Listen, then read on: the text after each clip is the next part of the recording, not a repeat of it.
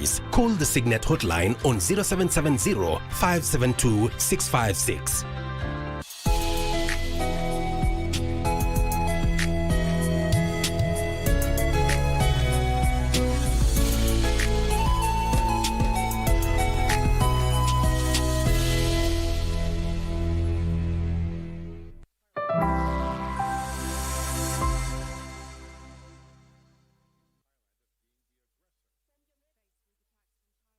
The Cambodian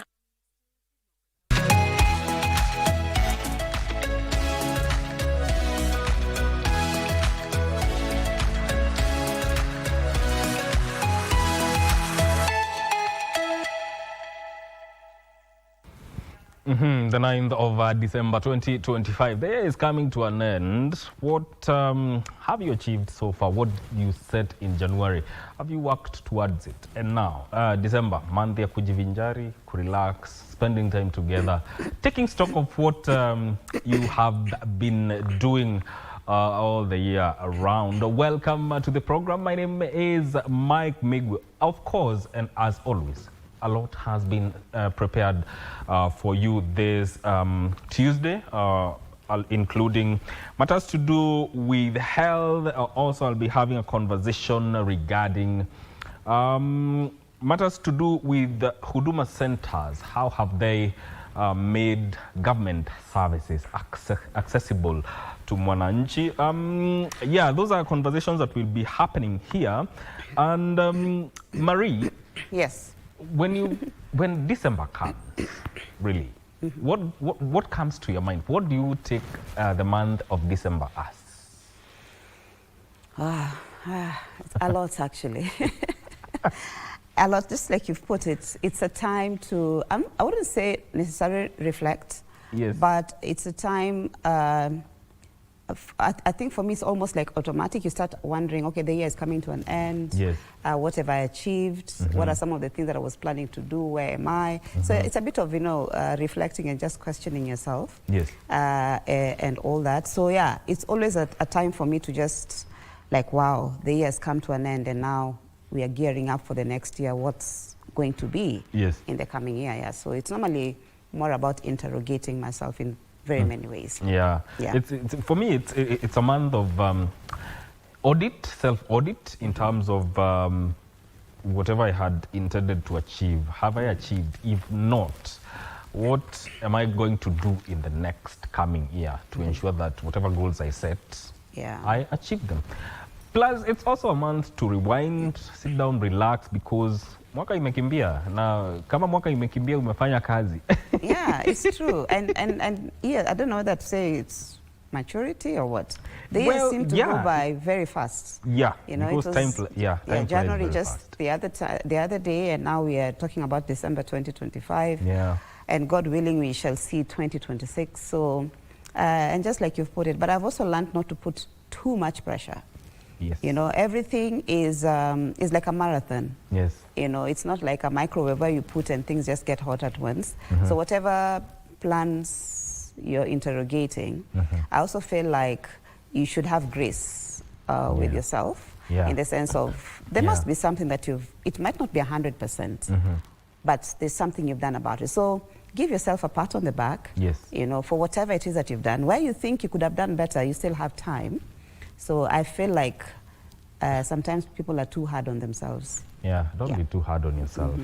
Indeed. And one of the conversations we'll be having here, as I said earlier, I'll be having Ben Chilomo, who is the CEO of Huduma Kenya Secretariat, just to talk about how Huduma Kenya has bridged the accessibility gap when it comes to access to government services. He'll be joining me here on Good Morning Kenya to talk about that. And also when it comes to health, Vivian Ndegwa will be handling matters to do with health, and the topic will be beyond wear and tear. Is your joint pain a warning? That is a topic for our Health Tuesday segment, and she will be having Professor Dr. George Omondi Oyo, who is an associate professor, University of Nairobi, consulting physician and rheumatologist. Those are very important conversations that will be happening right here on Good Morning Kenya, but also quite and equally important. Let me give you a quote for today. And I want you to think about this critically. To create one's own world takes courage. That is a quote by George O'Keeffe. Now, this quote means that you have to build a life that is truly reflects who you are, but also it is easy since it requires bravery. It takes courage to follow your own path instead of conforming to others' expectation. Think about that. Marie. Yes. Yeah, food for thought this morning. Yeah. And you know, just like it takes courage, I think it's more or less like when you say life is, you have to take risks. Yes. So everything is a risk. Even just getting out of your house is a risk. Yeah. Because you don't know whether you're going to reach where you're going. Yeah, you have to live by your own time. So do not be dictated by what others are doing. Yeah. So it takes a lot of courage for anything to happen in life. You know, so that's a brilliant quote over that. Indeed. So thank you so much, Mike, for always lightening up our mornings with, you know, food for thought when it comes to the quotes. But other than that, we are also ready to bring you the news this morning. Thank you so much for taking the time to be with us. This is Good Morning Kenya. My name is Marie Yambo, and we want to start off with the news where Ethics and Anti-Corruption Commission says it needs prosecutorial powers to win the war against graft. EACC further emphasizes that it should be consulted by the Office of the Director of Public Prosecution before corruption cases are dropped from court. During the launch of the EACC annual report, the EACC chairman David Oginde also decried threats and intimidation and interference of witnesses, which he termed as hindrance to the fight against corruption. Give us a minor begins our bulletin this morning. Corruption Commission on Monday launched its annual report for the year 2024-2025. EACC noted the recovery of stolen public assets worth 3.4 billion shillings compared to 2.9 billion shillings recovered last year. EACC further revealed it had won 33 corruption cases against 79 cases filed in court. In the prevention area, as a preventive measure, the Commission heightened its intelligence capabilities, resulting to disruptions that averted loss of Kenya shillings 16.5 billion worth of public assets. The report also shows the tracing of 27 illegally acquired assets worth 22.9 billion shillings. This includes the fraudulent acquisition and disposal of public property belonging to Calro, worth 6.9 billion shillings and allocated to MS Kimeo Stores Limited. Irregular acquisition and disposal of 2 parcels of land belonging to Kenya Broadcasting Corporation, worth 4.9 billion shillings allocated to private persons. Irregular acquisition and disposal of public land and property belonging to Kenya Railways Corporation, worth 4.2 billion shillings. Land worth 1.4 billion shillings owned by the Kenya National Museums of Kenya has also been traced.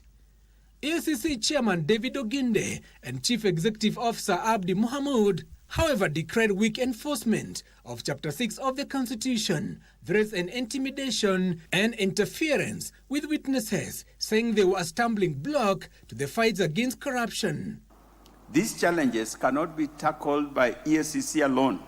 They require the concerted effort of government, private sectors, religious community leaders, our partners, and ultimately the collective resolve of all citizens. EACC also wants prosecutorial powers to better handle graft cases in court. The push or the desire for the Commission to have prosecutorial powers is basically to inject some level of efficiency so that once cases are investigated, like we do with civil cases, which we do not take through the ODPP's office, we take them straight to court, and we have seen significant success in some of those cases. The anti-graft body, moreover, disclosed it is investigating bribery allegations in the recently held by-elections on Thursday, November 27, 2025. Now, the Independent Electoral and Boundaries Commission IBC chairperson Erastus Ethekon says that election theft in Kenya is an impossibility. Ethekon spoke on Monday during a post-election stakeholder engagement where he cited strengthened transparency measures, improved technology, and strict audit trails that the Commission deployed in the recently held November 27, 2025 by-elections. IBC, however, acknowledged voter apathy, but said attempts to influence the vote were neutralized through heightened vigilance by presiding officers and security agencies.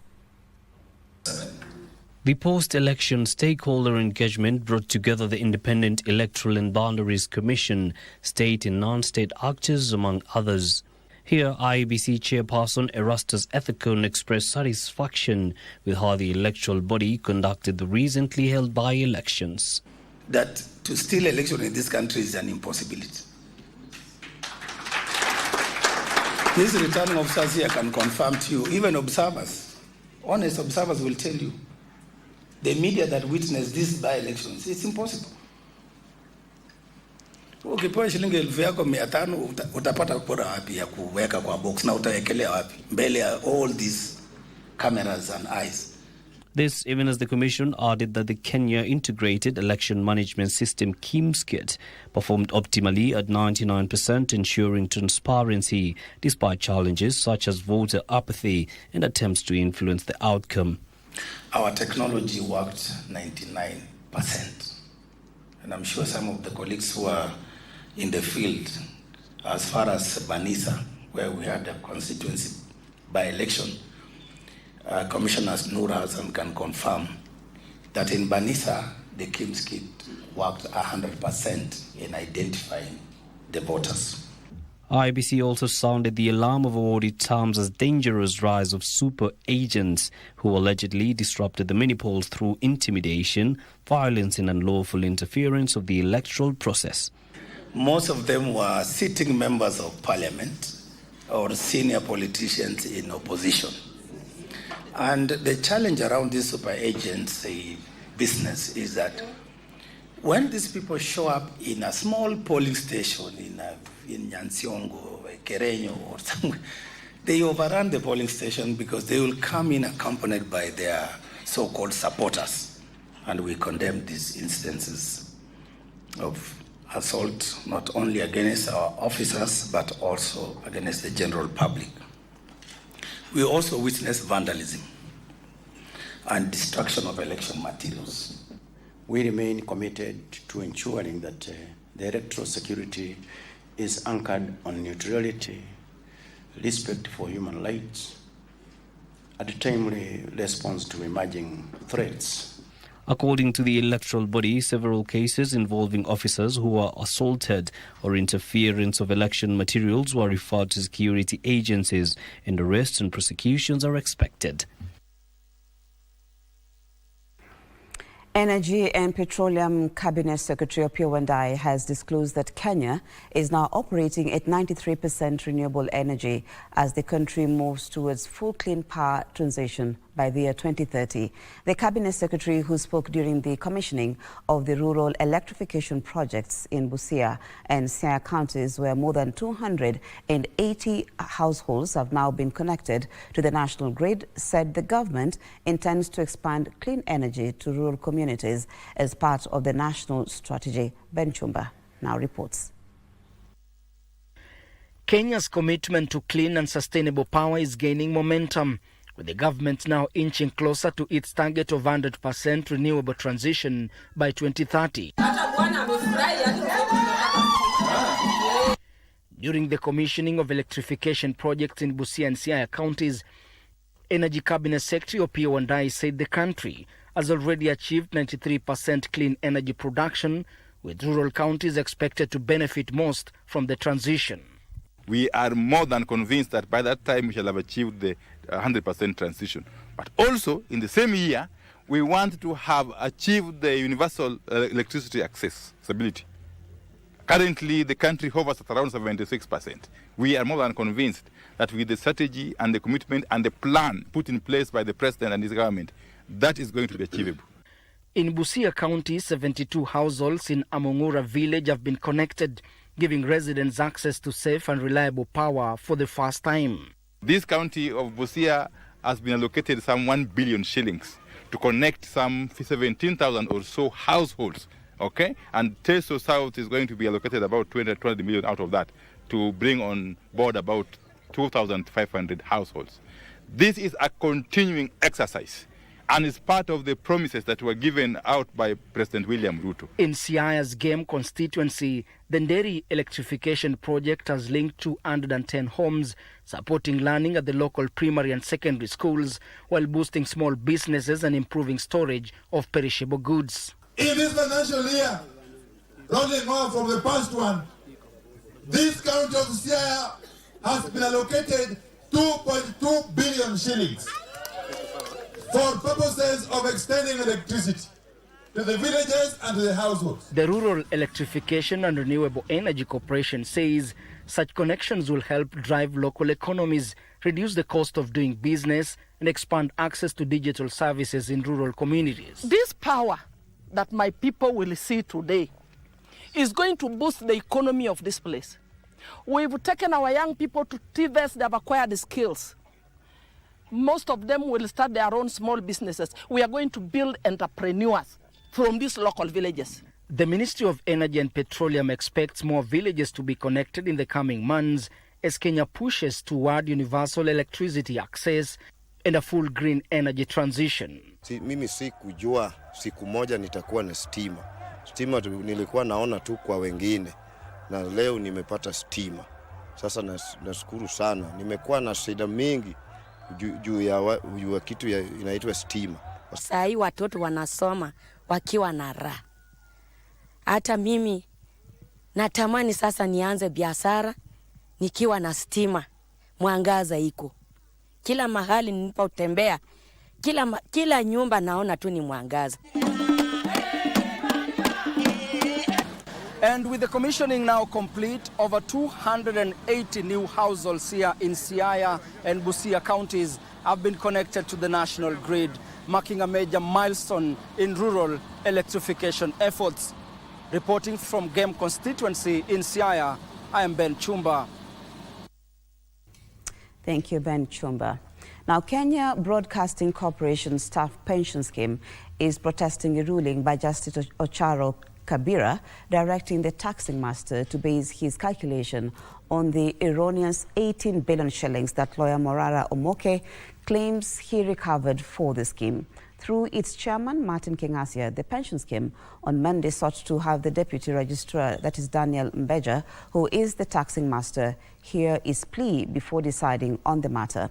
The scheme is questioning how lawyer Morara Omoke, who was hired at an agreed legal fee of 450,000 shillings, wants to have his fee based on the fictitious 18 billion shillings.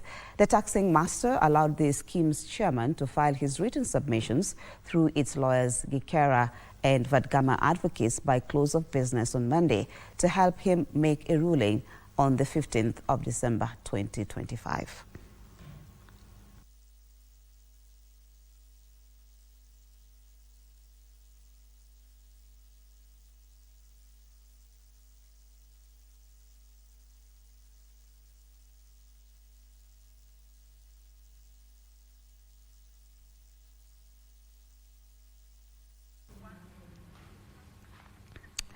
Now, the Ministry of Tourism and Wildlife has lauded the impact of the private sector in driving growth in Kenya's tourism sector. Tourism and Wildlife CS Rebecca Miano says 5.1 million bed nights recovered in 2024 did not include homestays and Airbnb facilities, indicating that the domestic segment is a key anchor of the sector. Speaking today during the official launch of the week-long tourism exhibition at the Kenyatta International Convention Center, KICC, Tourism and Wildlife CS Rebecca Miano noted that the private sector owns the establishments and experiences that drive the sector. His Excellency has told us as a ministry in no uncertain terms that we must ride on collaboration, partnerships, supporting the private sector. Principal Secretary for Tourism John Ololtua emphasized Jamhuri Week's aim in establishing Kenya's tourism sector as a cornerstone of economic growth, as the country looks to welcome 5 million international visitors by 2027, with the potential to generate 1.1 trillion Kenya shillings. We want to acknowledge what the young people are doing and also say that we are partnering the Youth Hub for Tourism and Conservation that we are coming up with and that is already having activities. We will work together until every one of them is able to unleash their potential and promote our country. Kenya is targeting 3 million tourist arrivals by year end with potential earnings of 560 billion Kenya shillings. We have very robust and stretched targets of increasing our numbers, increasing our earnings, employments, and so on. And therefore, we really want to welcome everyone as we look forward even to the festive season. This is the best way to rehearse the upcoming festive season.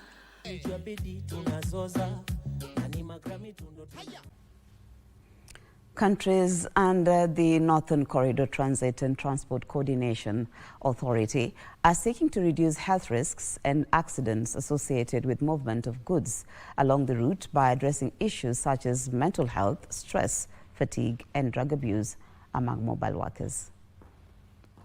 Indicate that at least 85% of the 40 million metric tons of cargo which move through the port of Mombasa annually is hauled by road along the Northern Corridor.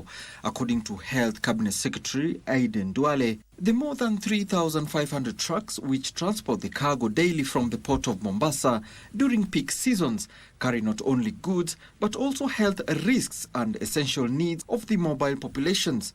All this reminds us that health security is not an abstract concept. It is a daily, proactive responsibility, and mobility, while vital for trade, it also rapidly intensifies this risk. The Northern Corridor Transit and Transport Coordination Authority, in collaboration with the North Star Alliance, has screened over 80,000 truck drivers and 40,000 female sex workers for HIV, TB, malaria, hypertension and diabetes.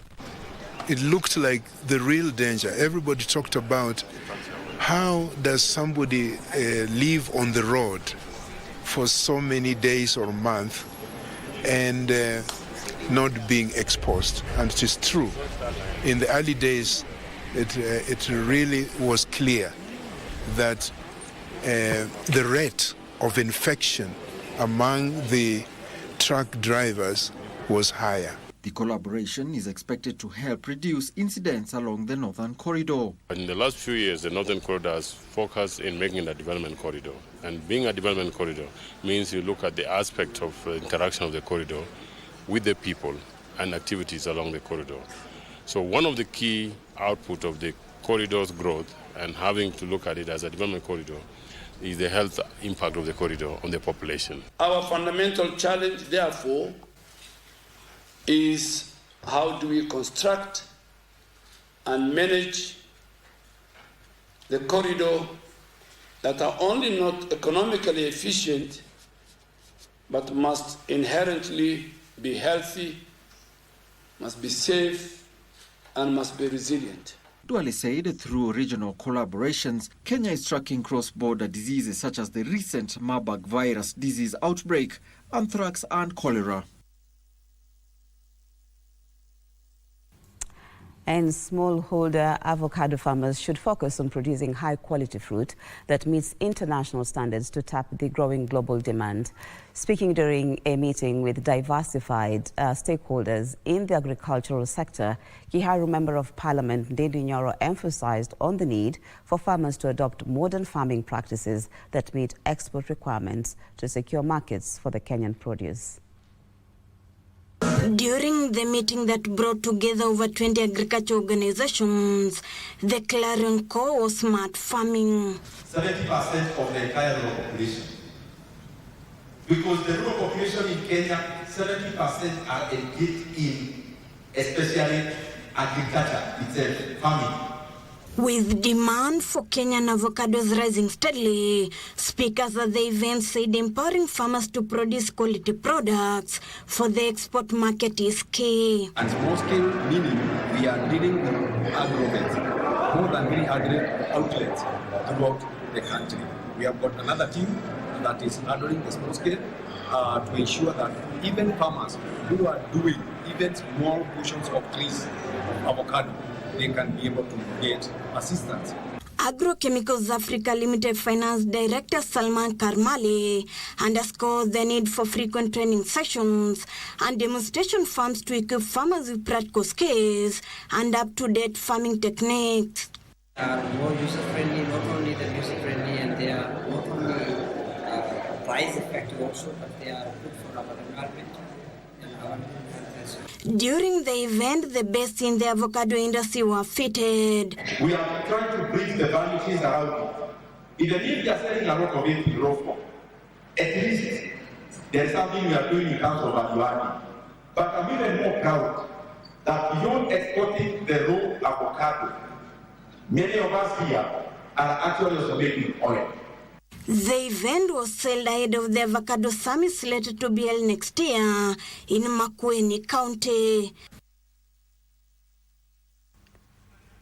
A look at sports now, where Kenya Ports Authority KPA women's basketball team continued their impressive form at the Women's Basketball League Africa WBLA with an emphatic 82-53 win over First Bank of Nigeria in Cairo, Egypt, playing. And Kenya's team to the upcoming Africa Youth Games has officially received the national flag ahead of their departure to Luanda, Angola. Kenya will be represented by 83 athletes in the games, which are slated for the 10th to the 22nd of this month. The Kenyan team to this year's Africa Youth Games officially received the national flag ahead of the Continental Showpiece to be held in Angola. The ceremony was led by the National Olympic Committee of Kenya President Shedrack Maluki, who called on the young athletes to give their all and represent the country with pride. Honored to be here today to wish our young athletes all the best in Angola. This is the future of our sport and also the leaders of our generation. So we wish them well. May God be with them. Young team which is vibrant, raring to go, and we as the National Olympic Committee of Kenya, we are behind this team, and we also want to take this opportunity to thank the government of the Republic of Kenya, the Minister, the PS, and above all His Excellency the President for availing the funds. Kenya will be represented by 83 athletes who will feature in 17 different sporting activities, including weightlifting, volleyball, athletics, fencing, among others. During the previous edition of the Games held in Algiers in Algeria in 2018, Kenya finished 10th overall on the medal table after bagging home 15 medals, 6 gold, 4 silver, and 5 bronze medals.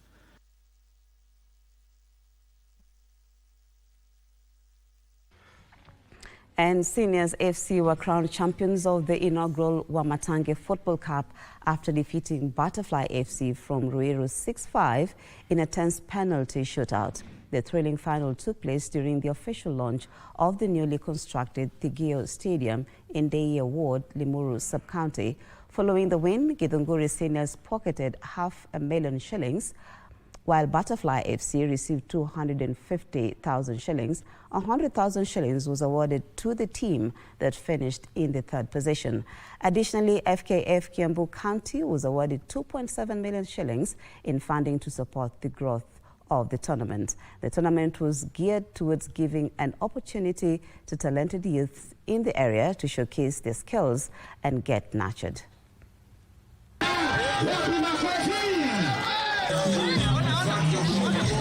tumekuwa tukigojea hii siku na imefika, imetimia.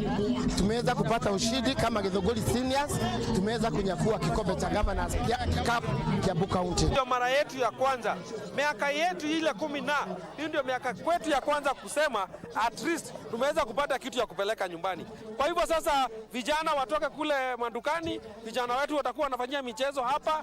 Tuko na magonjwa mingi sana ambayo tunaweza fukuza wakati tunafanya mazoezi, na usitumie dawa tu, hata hizo dawa na ile chakula unakula ifanye kazi mwilini. Wakati unafanya mazoezi, mambo na diabetes inakuwa inaenda mbali na wewe.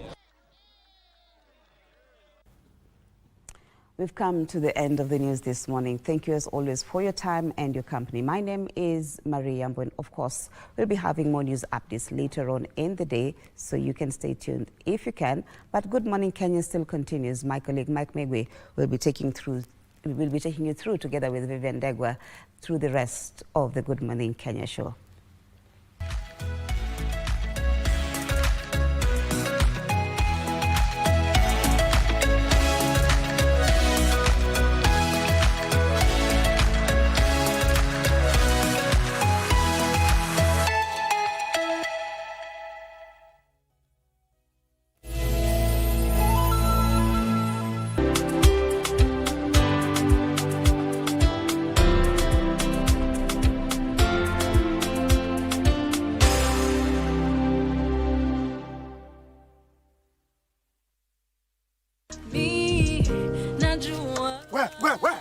Baba Jina. Na mayai sikuiona.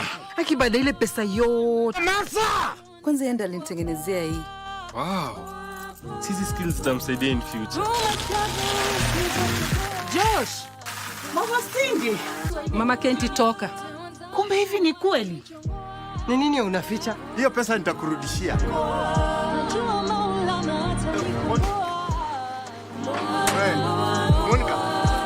Monica. Wananitagundu wakita.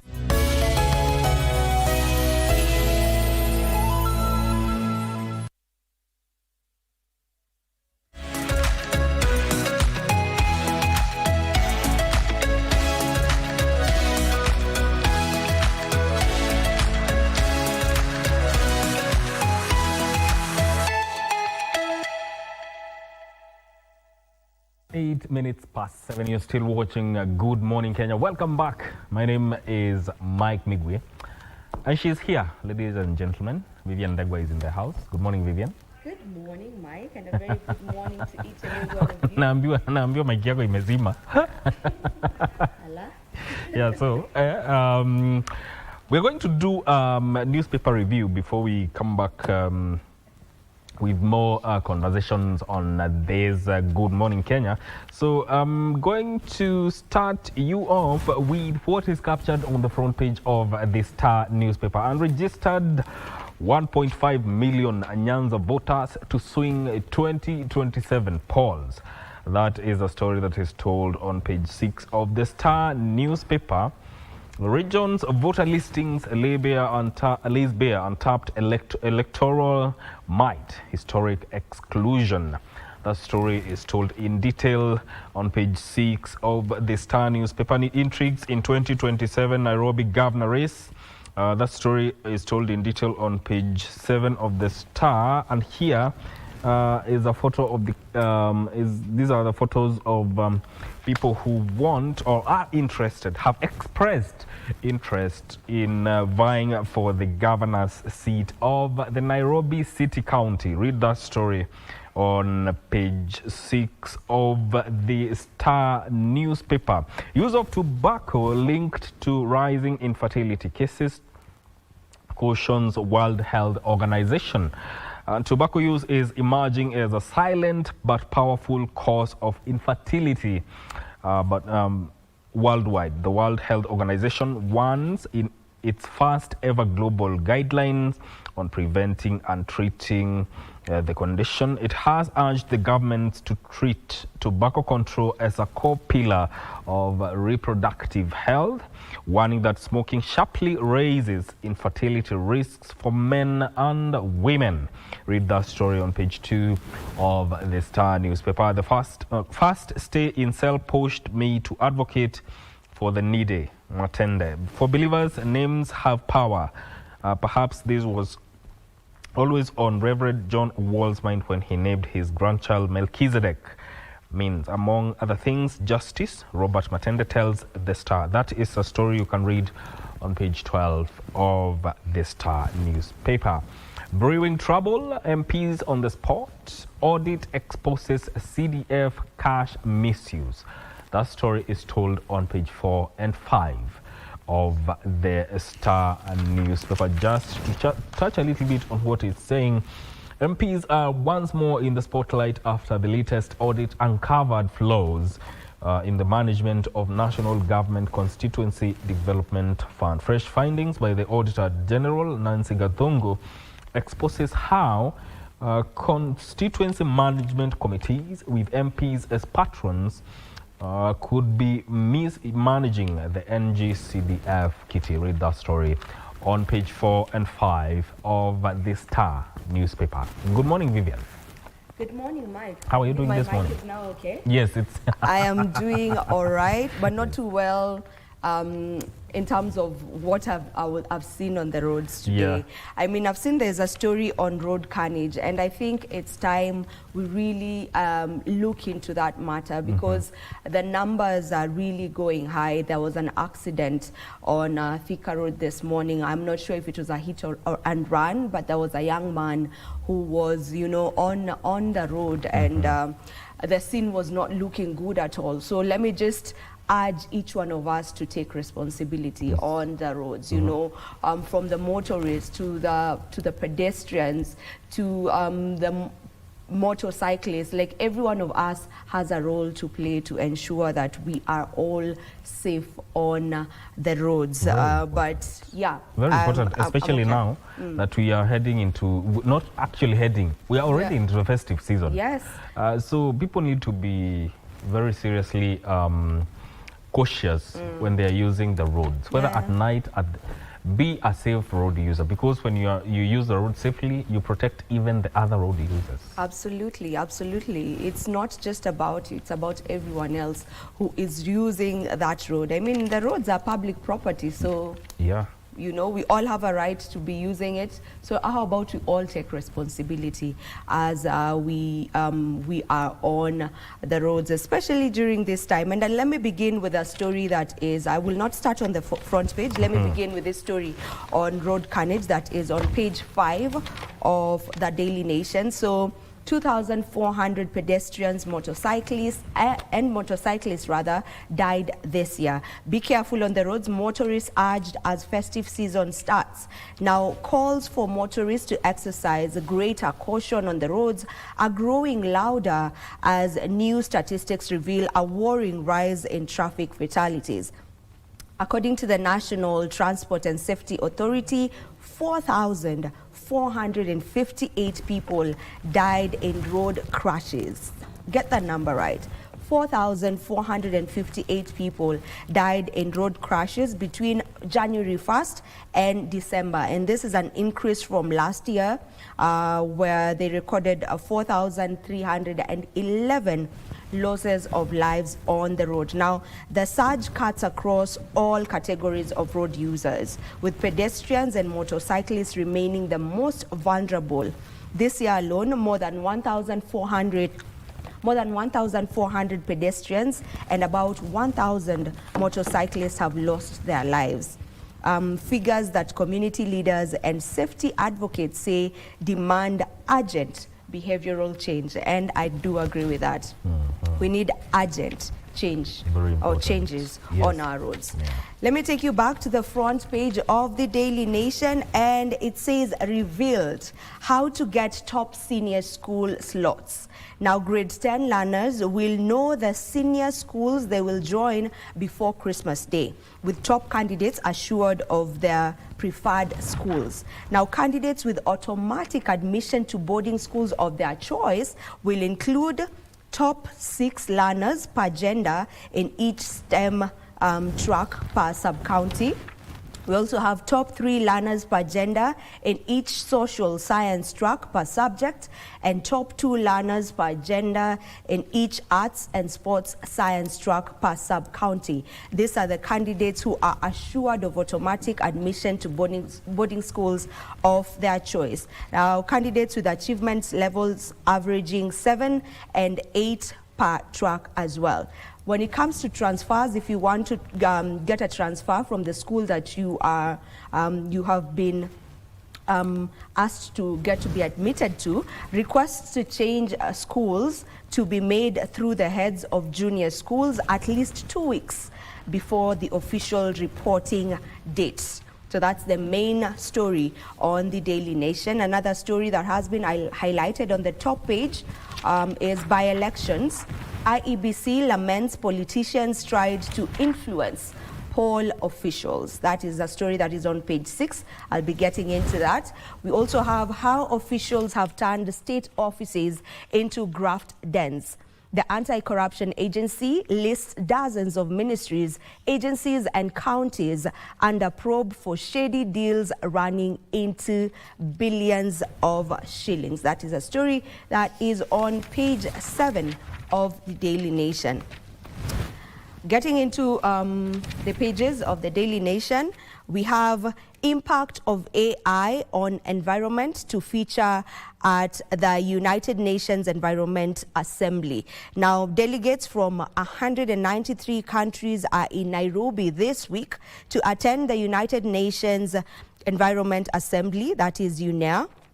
The United Nations Environment Assembly is world's highest decision-making body on matters environment. This year, among other draft decisions and resolutions, the impact of artificial intelligence on the environment will be discussed in detail. What a nuisance. Tourism players move to eradicate thousands of crows. Coast tourism stakeholders are seeking to fast-track strategies to tackle the invasive house crow menace, which has increasingly spoiled outdoor guest experiences and tainted the region's tourism images. An ongoing eradication program in North Coast areas such as Watamu and Malindi has already eliminated 94,288 crows, with officials confirming that all carcasses are being collected and buried to prevent contamination of the beaches and public spaces. Another story right here, that's the road carnage story that I've just talked about. And then on the story of our learners securing slots in senior schools, that's on page 4. You can read through it. There's another story here, free primary education funding to rise to 2,238 per learner, ministry says. Now, funding for primary school education is set to increase by 58% to 2,238 per learner, even as education experts warn that the amount remains low given the rising cost of living. Currently, the government caters for tuition and operations cost for learners in primary level at the rate of 1,420 per learner. Now, Basic Education Director in an interview stated that there is official communication that the capitation of primary school learners is set to rise to that number that I've just mentioned, which is 2,238. Maybe if I can look into one more story before we get to check what is on the Star. The Standard, that is. IEBC, politicians tried to influence polls. Now, the Independent Electoral and Boundaries Commission has issued a statement on the outcome of the November 27th by-elections and the challenges it got to face. At a high-level stakeholder forum held in Nairobi yesterday to review the by-elections and IEBC preparedness ahead of the 2027 general elections, the commission said that some political figures had attempted to interfere with the voting. IEBC Chair Mr. Erastus said cases of voter apathy, bribery, disruption of the voting process at some polling stations, and the use of goons to intimidate voters and IEBC officials were reported. That is a story that you can get to read on page 6 of the Daily Nation. Mike, what's on the Standard? Indeed, the ID scandal, that is what is captured on the front page of the Standard newspaper. It's reported that the arrest of 26 suspects in a fast-growing citizenship for sale racket has added fresh urgency to concerns that President Ruto's decision to scrap security vetting for ID applicants in northern Kenya and other border counties has opened a dangerous loophole. Critics who warned the decree would be exploited now feel vindicated as racketeers, rogue clerks and middlemen collude to dish out Kenyan nationality at a fee. Investigators say Northeastern has emerged as one of the biggest beneficiaries of the fraud, with criminal networks exploiting the relaxed rules to slip foreigners through the system and undermine national security. That story is fleshed out on page 4 and 5 of the Standard newspaper. The politics and perils of relaxing vetting for IDs in northern Kenya. When President William Ruto announced the scrapping of the 60-year-old vetting requirement for issuing national identity cards in northern Kenya, many in the region breathed a sigh of relief. That story is told in detail there. Police smash Kenyan citizenship sale syndicate, suspects arrested. The recent arrest of 26 people has lifted the lead on how rogue government officials are colluding with civilians to sell Kenyan citizenship to foreigners. It's quite a lucrative racket here. It's reported that 1 million is the highest price Somalis and other foreigners are paying to acquire Kenyan citizenship. Documents such as IDs, passports, and birth certificates. That story is told in detail on page 4 and 5 of the Standard newspaper. First ever KJSCEA exams results put new school curriculum to the test. In the new system, the summative tests account for 60% of a student's final score.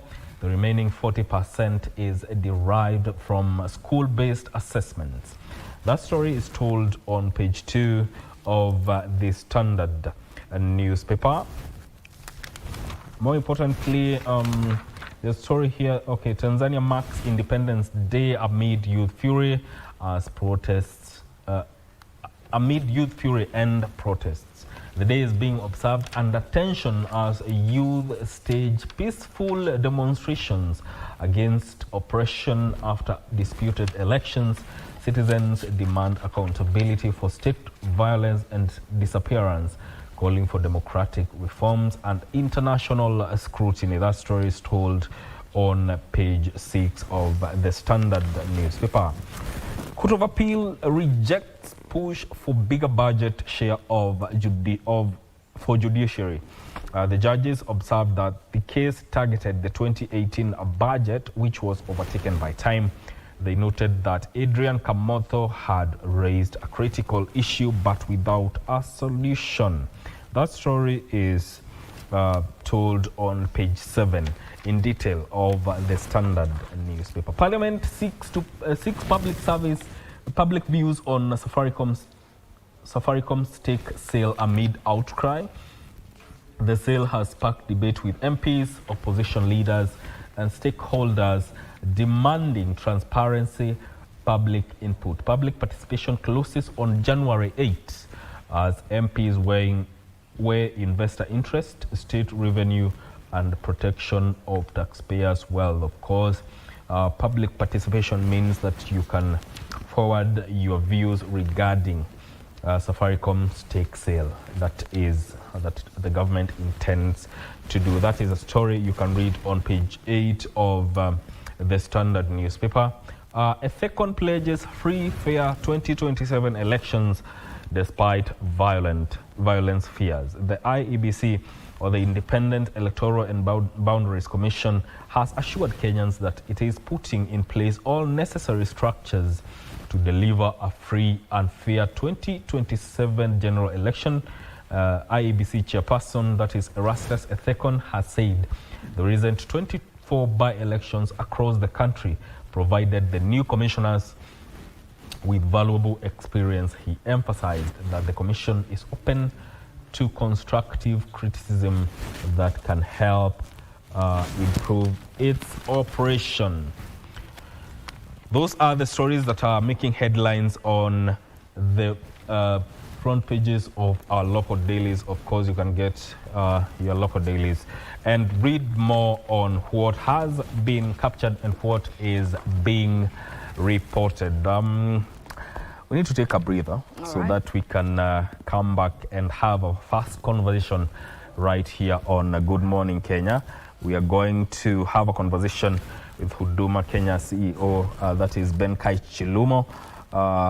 We talk about how Huduma Kenya has bridged the accessibility gap, especially when it comes to government services. That is a conversation that is coming to you after this short break. Stay with us.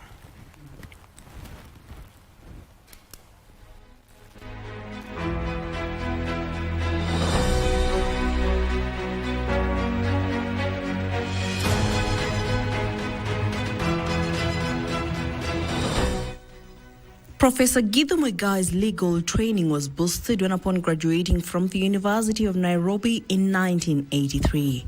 He joined the Columbia Law School where he earned masters in law. Upon returning to Kenya, he taught at the University of Nairobi, rapidly establishing himself as an authoritative scholar, consultant and practitioner. He was a legend at the Parkland Law faculty, where students regarded him as an erudite, articulate, opinionated, and charismatic. Professor Muigai is a founding partner at Mohammed Muigai LLP, where his prowess was undisputed. As his professional stature rose to commanding heights, he found himself drawn to public affairs locally and globally. In 2000, he was selected to the Constitution of Kenya Review Commission, a panel tasked with delivering Kenya's first attempt at a fundamental constitutional overhaul. After his appointment to CKRC, he went on to earn a PhD in law in November 2002. In 2008, he was appointed a United Nations Special Rapporteur on contemporary forms of racism, xenophobia, racial discrimination, and related forms of intolerance. He also served a term as a judge of the East Africa Court of Justice between 2008 and 2010. He was appointed Attorney General by President Mwai Kibaki in August 2011, following the retirement of Amos Weko, who had served for 2 decades. Professor Muigai continued to serve as the Attorney General under President Uhuru Kenyatta's administration after the 2013 general election. He resigned in February 2018, citing a desire to return to private practice and academia. He is listed in major international arbitration institutions as a member of the Permanent Court Arbitration, a member of the London Court of International Arbitration Africa Users Council, among others. His focus in recent years has been strongly on international arbitration and dispute resolution rather than direct public office. Jackie Wimbiru, The Cabinet.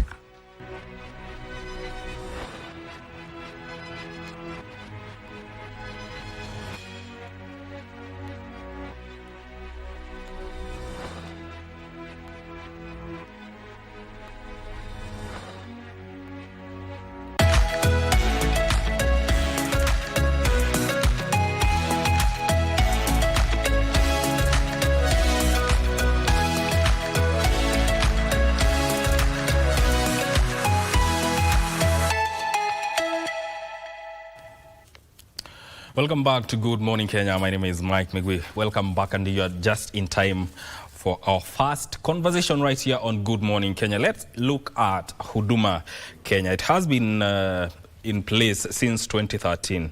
That's around 12 years, and the aim here was to expand and enhance access to government services. So Huduma Kenya is a one-stop shop for the services that we are talking about. So when it comes to accessing these services, especially for Kenyans, how has it been? And in studio, I'm joined by Ben Kai Chiluma, who is the CEO, Huduma Kenya Secretariat. Karibu sana to Good Morning Kenya. Asante sana kaka. How are you doing this morning? I'm doing well. Thank God. Yes. Yeah, we're in the last month of the year. Yes. We are grateful to be alive and ready to serve more Kenyans. Important. Yes. How are things at Huduma Kenya? Huduma, we are doing great.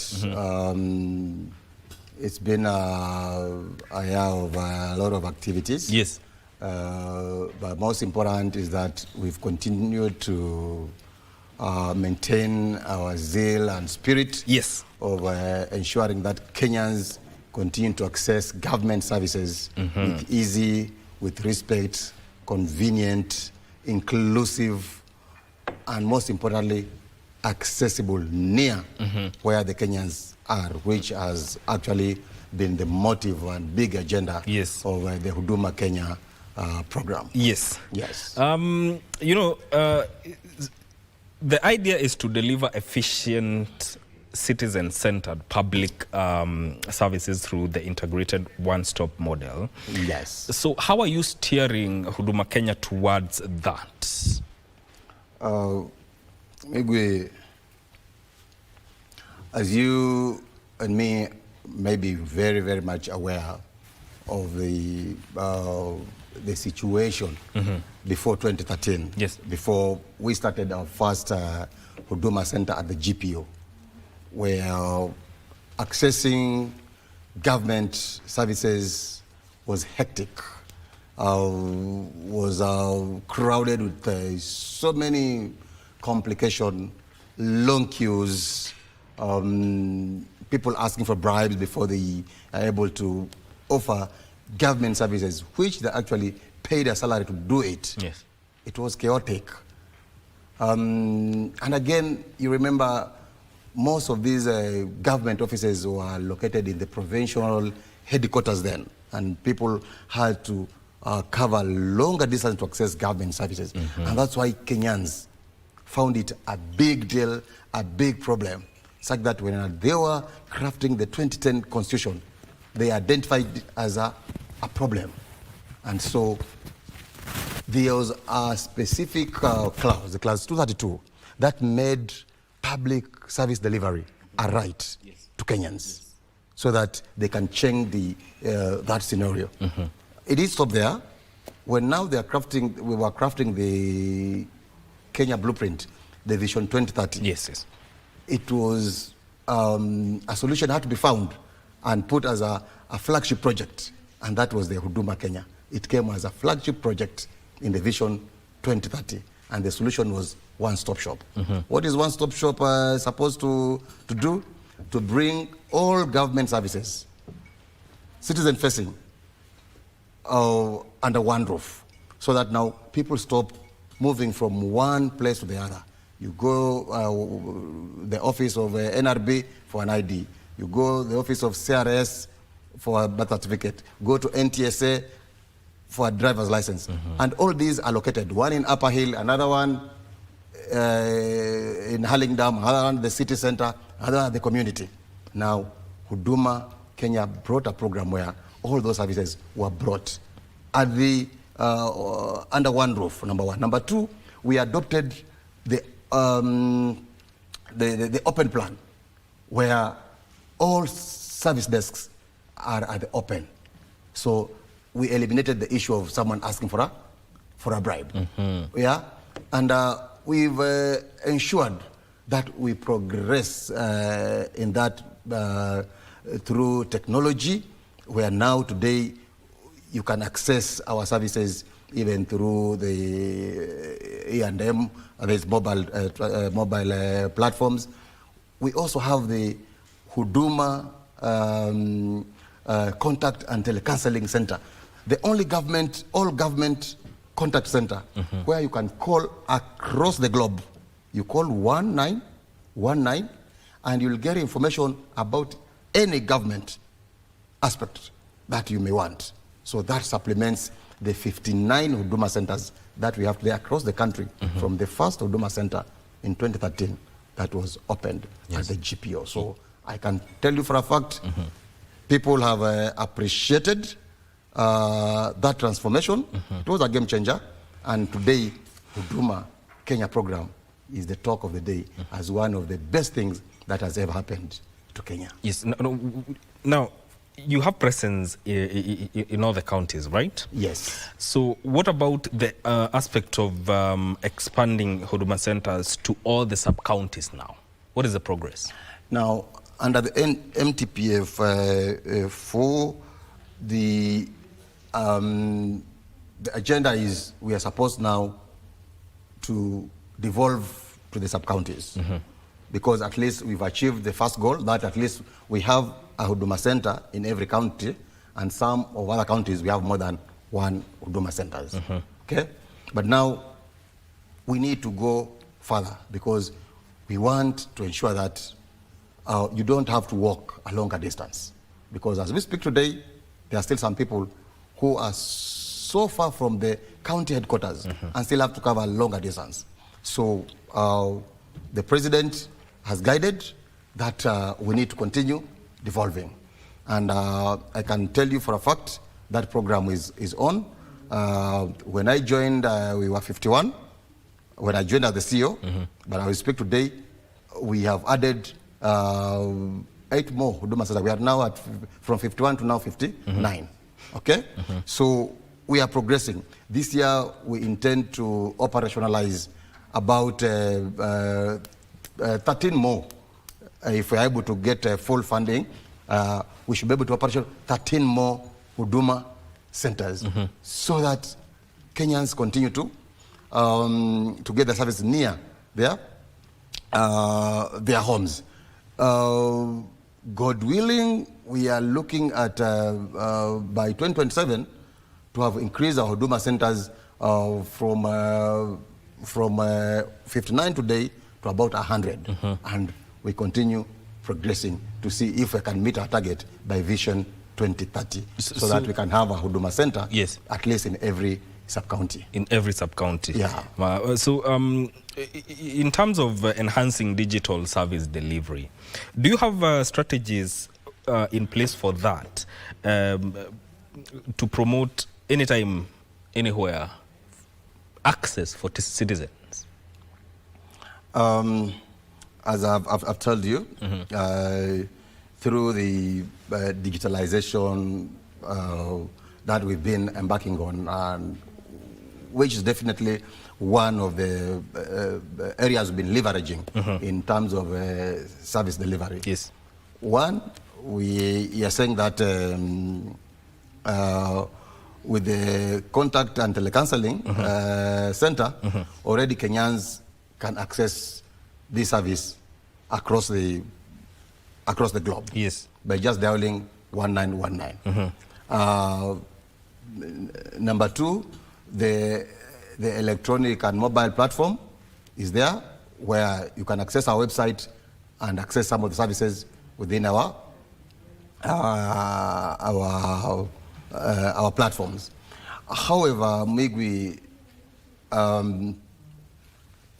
as you appreciate today, most of our services offered by our ministry departments and agencies, some of them still require face-to-face, because the re-engineering is continuing, where you still need to collect your physical driver's license. You still have to collect your physical national ID. Yes. But with the business process engineering that is ongoing through the Ministry of Public Service, okay, where we are helping departments to re-engineer their operations. As you see today, there are still something like the certificate of good conduct. It is deployed and you print from system. Yes. Already the ID, national ID, there is already a digital ID that is coming up. So we hope most of these documents, once they're all digitized and you do not have to kind of go to collect a physical document, then we'll reach a stage where you are able to do an end-to-end process without having to go and face a person in a government office. This is in progress, and under the digitalization pillar, under the better agenda, you realize that we are progressing.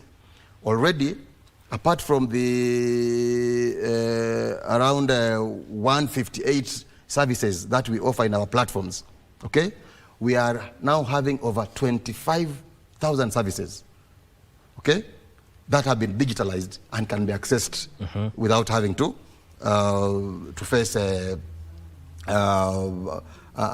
person in a government office. This is progressive, even though some of these services are hybrid, that you have to start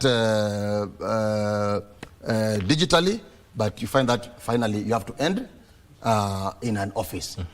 With the business process engineering that is ongoing, we expect that many of these services shall progress to become end-to-end digitally, where there will be no human intervention face-to-face. Yes. That is a dream of our digitalization agenda. Yeah. How are you catering to this group of persons with disability? We have first to have a website that is enabled for PWDs. Secondly, all our Huduma centers are constructed and designed to cater for them. Thirdly, we have special wheelchairs for those who may have problems walking or stuff, or the elderly. Fourthly, we have sign language interpreters in our Huduma centers to ensure that we are inclusive, because that was one of the objectives of Huduma, inclusivity, not only about people in the remote areas, but people living with disabilities. I think we are doing great in that area, including the PWDs in our service delivery. Okay. Yeah. So it means you also work with the National Council for People with Disabilities. They are great partners. In fact, some of those wheelchairs have been donated by the council. Yeah. Okay. Yeah. You also emphasize on transparency and result-driven approach. How do you implement this? Because it also points to public accountability within the Huduma centers. Muigai, in this era today, the Constitution demands transparency. We must be accountable of what we are doing. There must be openness. And in Huduma, that is an aspect that we embrace. Yes. Number one, I've told you that at Huduma, we don't hide ourselves in offices. Okay? We do our business at the open floor where everyone is seeing. So we are transparent in terms of what we do. Number two, we ensure that we have a charter that tells every Kenyan what he is entitled to and how we are supposed to offer the service to them, so that they are able to appreciate that we are offering the service as it is required. But number three, once you come there, we open a ticket for you. Yes. The moment we close it after the service, we deploy a survey to you. We want to hear from you. Did you appreciate our services? And trust you me, Muigai, our services have gone to as high as 95% in terms of customer acceptance.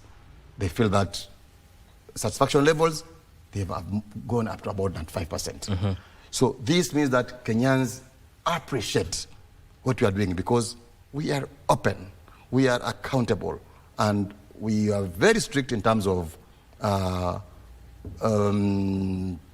people or our staff who will want to bring bad practices. Usually we separate with such people because we have to ensure that Kenyans get services with integrity, with the dignity, and the way the Constitution has demanded that they have a right to receive services, government services, in that manner. Have you had to deal with cases of accountability with Huduma Center employees? How have you handled that? Those officers that have had such tendencies, and they've been there, okay? Yes. Because MACU, we work with officers that are deployed by the various ministries, departments and agencies that we've given desks in our Huduma centers. So when they come there, okay, some of them engage in these practices. Number one, the moment a report is raised by a customer, either through the survey or physically, we immediately write a report and return. We RTS that officer immediately with a report that this officer has been accused of 1, 2, 3. We cannot work with such an officer. Yes. Secondly, if it is our staff, because there are a few staff that we employ as Huduma to support the operation at the Huduma centers. If it is a staff, usually we separate immediately. Once it is proved that the officer has been engaged in such malpractices, we separate with that officer. We have no room for any sort of integrity issues within our centers, because that will spoil the reputation of Huduma. So the few instances that we've had, we've taken action. Yes. Precise action. Yeah. You know, since its inception, Huduma has been there, as I said, for over 12 years. But it's not everything that goes on a smooth sail, really. What would you say are the biggest challenges that Huduma centers have had to face in as far as providing efficient, citizen-centered services is concerned? You're very right, Muigai, that there must be challenges at any given moment. Huduma has not been an exception. As I've told you that the spirit of Huduma is a one-stop shop where all the government services are supposed to come for Kenyans to access them conveniently and easily. But the truth of the matter is that not all ministries, departments and agencies have deployed their services on our platforms. The reason being that as much this program is there is no law to force all government agencies and departments that are having citizen-facing services to deploy their services in our platform. So it is at their will. So that is one of the challenges, that we would like someone to come at the Huduma Center and absolutely get another all the services there. But today we have that challenge. We are, however, looking at getting, we've already done a bill and a policy and a bill. Now, once this is passed, it will require, it will not be optional. Once you are having a citizen-facing service, you must deploy it at the Huduma Center.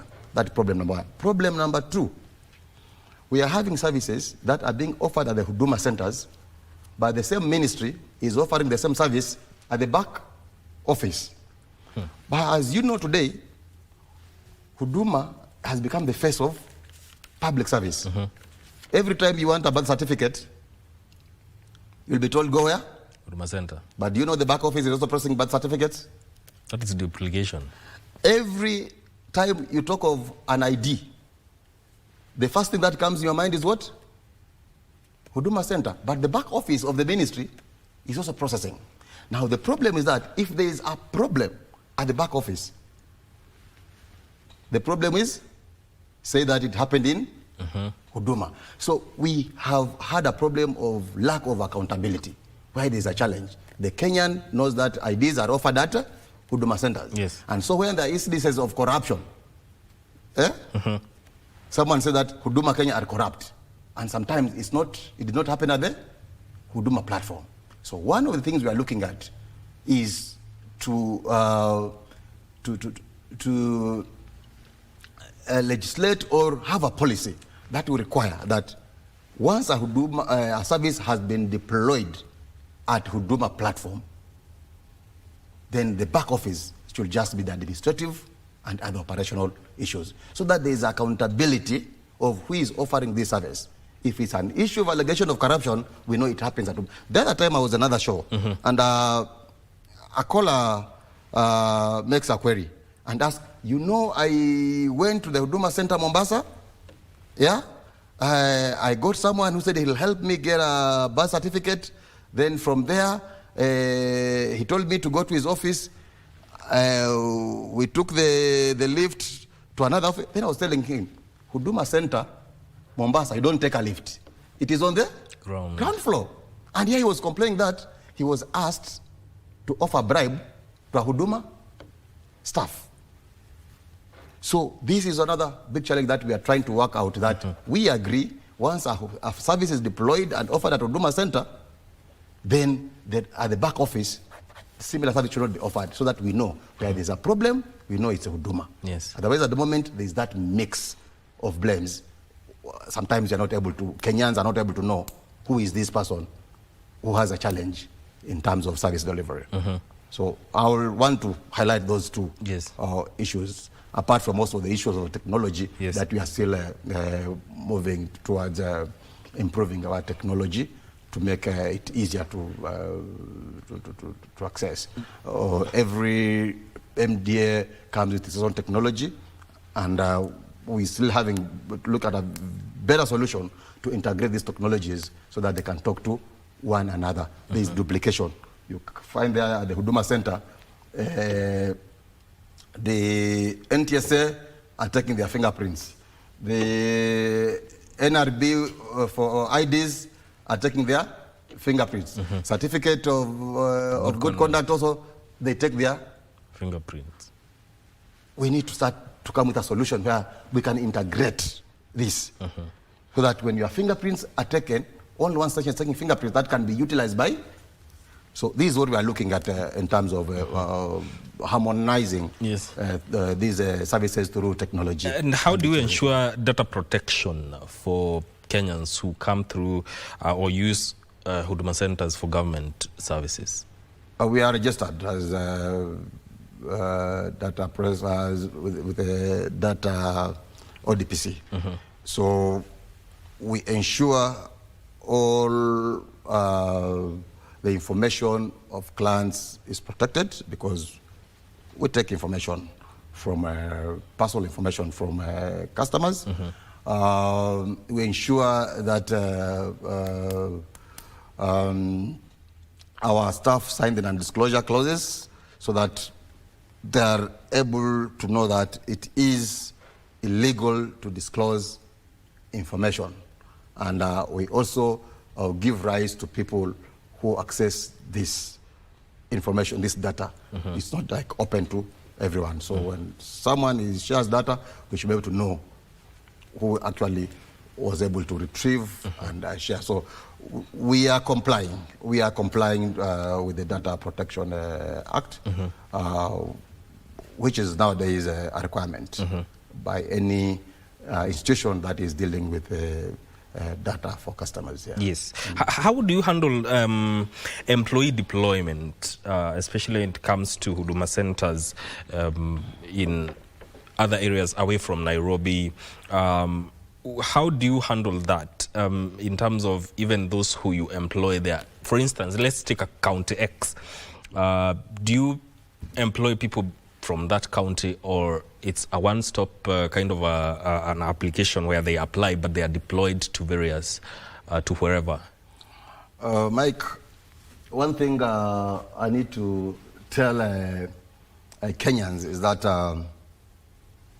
the staff you see at our Huduma centers, 90% of them are not employees of Huduma Kenya. These are employees of the various ministries, departments, and agencies. When we operationalize a Huduma center, we prepare the desks, the systems, and say, NTSA, this is your desk. Deploy your officers. So it is MDAs that deploy officers to this desk. Huduma Kenya will employ very few staff, maybe to manage the front desk, manage security, maybe manage IT issues. But majority of those who are serving are not staff directly employed by Huduma Kenya. So we may not really determine who gets deployed where. All we will ask is, we've opened a Huduma center this place, NTSA, bring your people. NRB, bring your people. SHA, bring your people. Okay. So in terms of deployments, the MDAs do it, Okay. Now, as a CEO and looking ahead, what do you hope to be the biggest transformation that you hope to achieve, especially when it comes to public service delivery through Huduma Kenya program? First, looking at extending the network of Huduma centers to ensure that Kenyans access these services near where they stay. Through the program of decentralizing to the sub-counties. That's number one. But number two, I am looking at leveraging on technology to move to a stage where Huduma Center becomes the service delivery transforms to where now you need to go to a Huduma Center and walk from one desk to another. As it is now, if you want SHA services, you go to the desk for SHA. If you want an ID, you go to the desk for ID. If you want a birth certificate, now we want to move to a situation where one officer is able to offer services. So you do not have to, you come to one officer and the system is networked and this officer is able to serve all customers who come to their desk. This will be able to be enabled by technology and also policy. And we've already started this on a pilot basis with what we call the universal servant, the universal public servant. This universal public servant is trained by the various MDAs and given access to their system.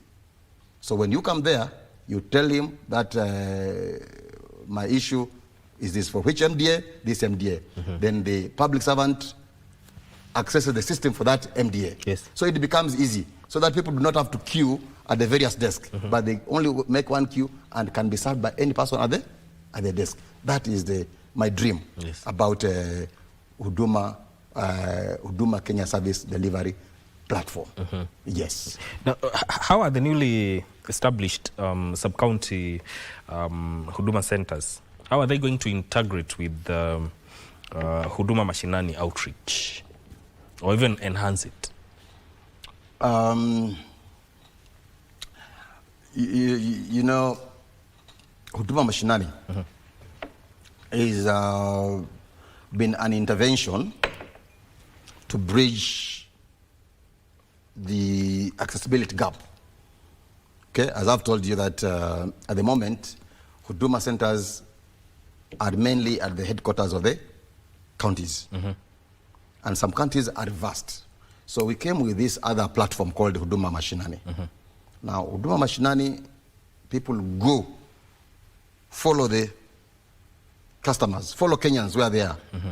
Pitch tents. We call the Kenyans to come and access government services within their reach. So a mama comes there with a child to process the birth certificate, and goes home with it. This is Huduma Mashinani. Now, this is an intervention we are doing because at the moment, Huduma centers are still far. But the more we get closer in terms of decentralization and devolving the Huduma centers, these machinanis may not be very much common, okay? Because now physical Huduma centers will be there. So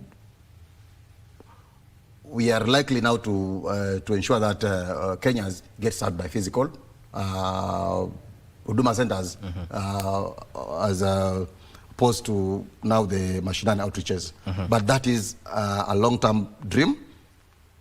Meanwhile, Huduma Mashinani outreaches continue because Kenyans have to receive their services regardless of where they live, and you know it is their right to get these services. So we follow them where they are. Yes. Yes. I want to give you a minute to talk to Kenyans regarding Huduma centers and the services that they can get, and even emphasize on the point where, in case someone is asked to provide or to provide a bribe, what steps can they take? Dear Kenyans, Huduma centers are there to ensure that you receive government services with ease, with dignity, inclusively by any other person, any other Kenyan, conveniently. And I want to tell Kenyans that you have a right as per Section 232 of the Constitution to be served by public servants. Do not accept substandard service because that is your right. That is number one.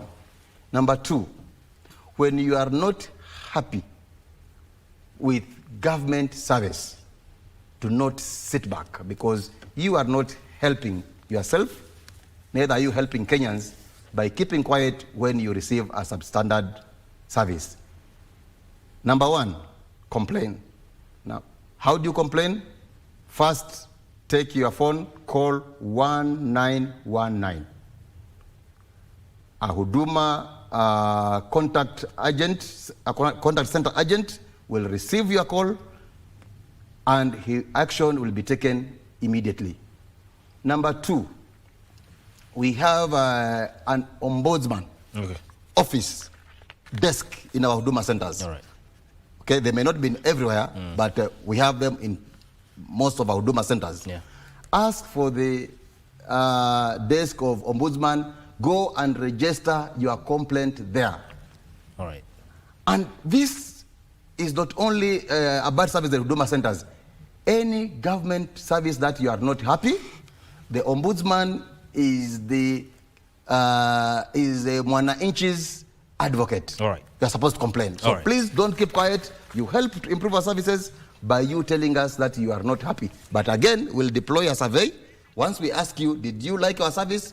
Also, respond to that text and tell us how you felt about our service so that we can improve your service. All right, all right. That is Ben Kaichilumo, who is the CEO of Huduma Kenya Secretariat, talking to us about how Huduma Kenya is bridging the accessibility gap when it comes to government services. This is where this conversation ends. Thank you for tuning in.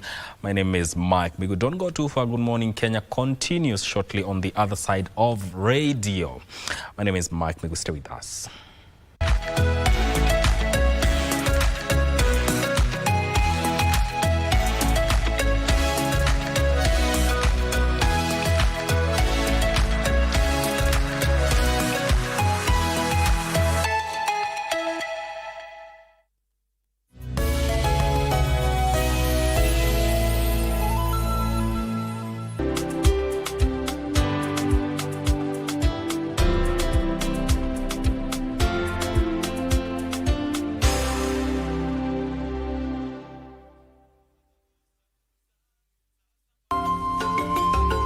I promise. Nothing like what happened today is going to happen again. Right.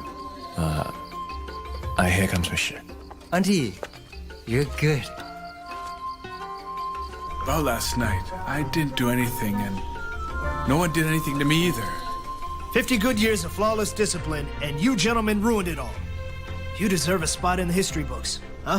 What a display. So if we cover for Chung Lai, she'll owe us a favor too. It's two guys. If we let them off that easily, they'll never learn. I think we should deduct half a month of subsidies. That's fair. Indeed.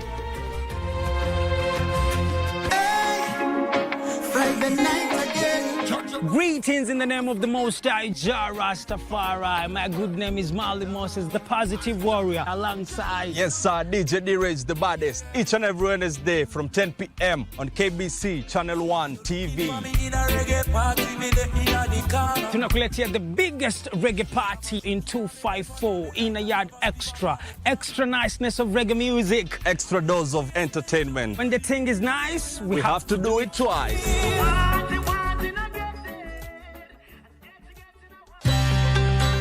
Want to enjoy free-to-air digital TV with crystal clear quality? Here's how to get started with Signet. Step 1. If you have a smart TV, you're good to go.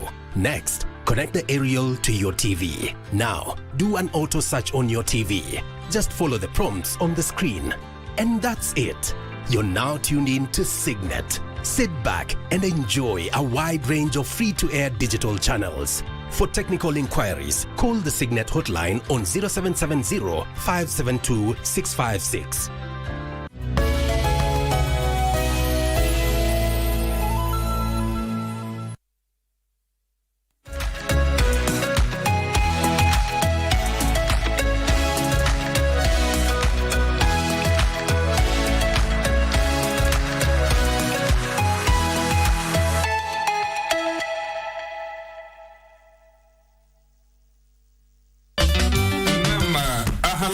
Wasalan wa marhaba mpenzi mtazamaji, msikilizaji, mahali popote ulipo. Ni Jumanne nyingine tena tunapokutana ndani ya mchakato mzima wa kipindi Zinga. Kumbuka kila siku ya Jumanne kuanzia saa 2 hadi saa 3 watu na kipindi ambacho ni kipindi oanishi, kipindi ambacho ni Radio Taifa na vile vile pia KBC Channel 1.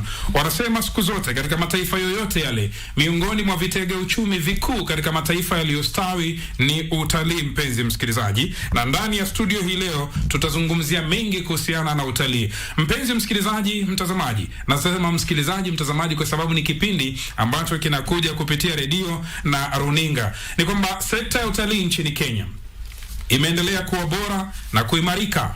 Takwimu zikionyesha kuwa Kenya ilipokea takriban watalii milioni 2.4 wa kimataifa, kikiwa ni kiwango cha juu zaidi. Mapato kutokana na tukio hilo yakifikia shilingi bilioni 452.2, ongezeko la 20% ikilinganishwa na mwaka wa 2023 na miaka ya awali.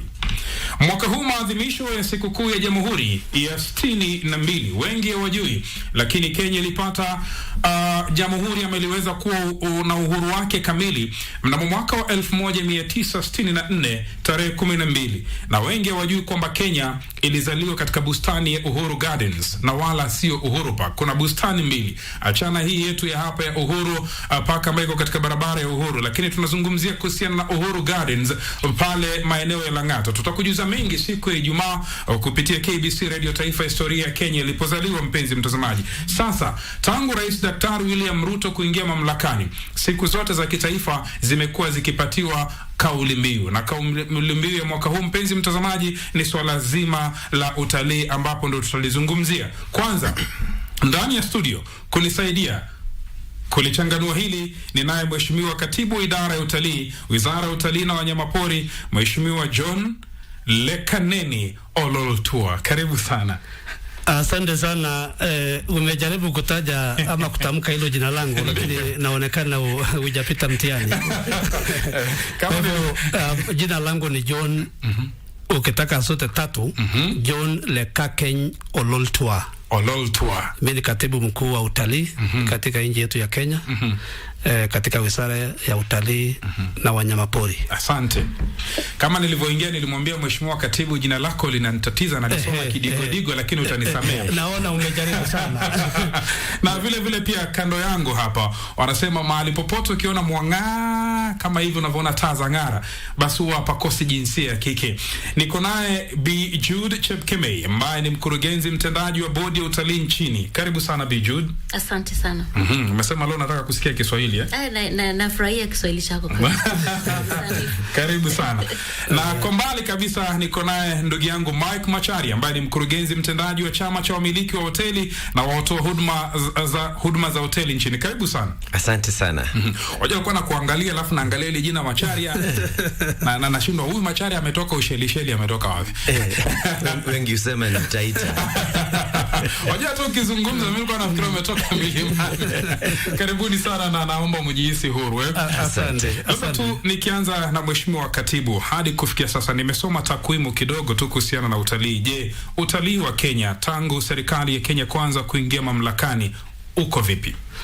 Asante sana. Kwanza wacha nichukue fursa hii kushukuru idara ya KBC kwa kutupatia nafasi hii ili kuja kuongea na Wakenya na ulimwengu mzima kuhusu wiki hii ambaye ni ya sherehe za Jamhuri Day celebrations, ambaye kwanza tunashukuru Mheshimiwa Rais na serikali yetu tukufu kwa kuweza kupatia nafasi ya tourism, wildlife and mice, ama mambo ya utalii, wanyamapori na mambo ya mikutano na maonyesho.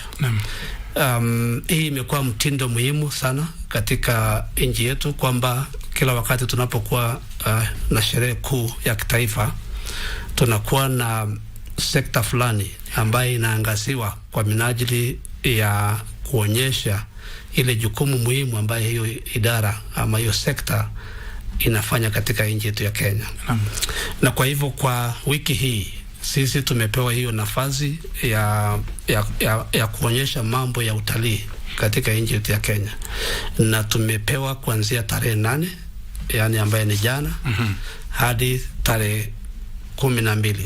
Lakini hadi tarehe 11, alafu tarehe 12 ndio kilele cha sherehe ya taifa ambaye ni Jamhuri Day celebrations. Kwa hiyo hii wiki yote ni wiki ya utalii Kenya. Hii wiki yote ni wiki ya utalii Kenya.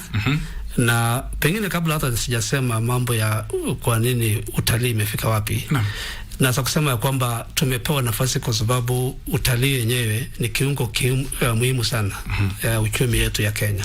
Unajua vile umesema ya kwamba ile pesa ambayo tunapata kutoka utalii ni pesa ambayo ni nzuri na inatusaidia katika nchi yetu. So first of all ni kiungo kikubwa kwa sababu ya ile foreign exchange ama zile pesa ambayo tunapata.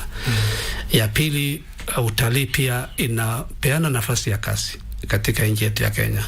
Watu wengi wanafanya kazi katika mahoteli yetu, katika matua company, katika airlines na sehemu tofauti mpaka hata mama mboga wanapata nafasi ya kuuza chakula na mambo kama hiyo.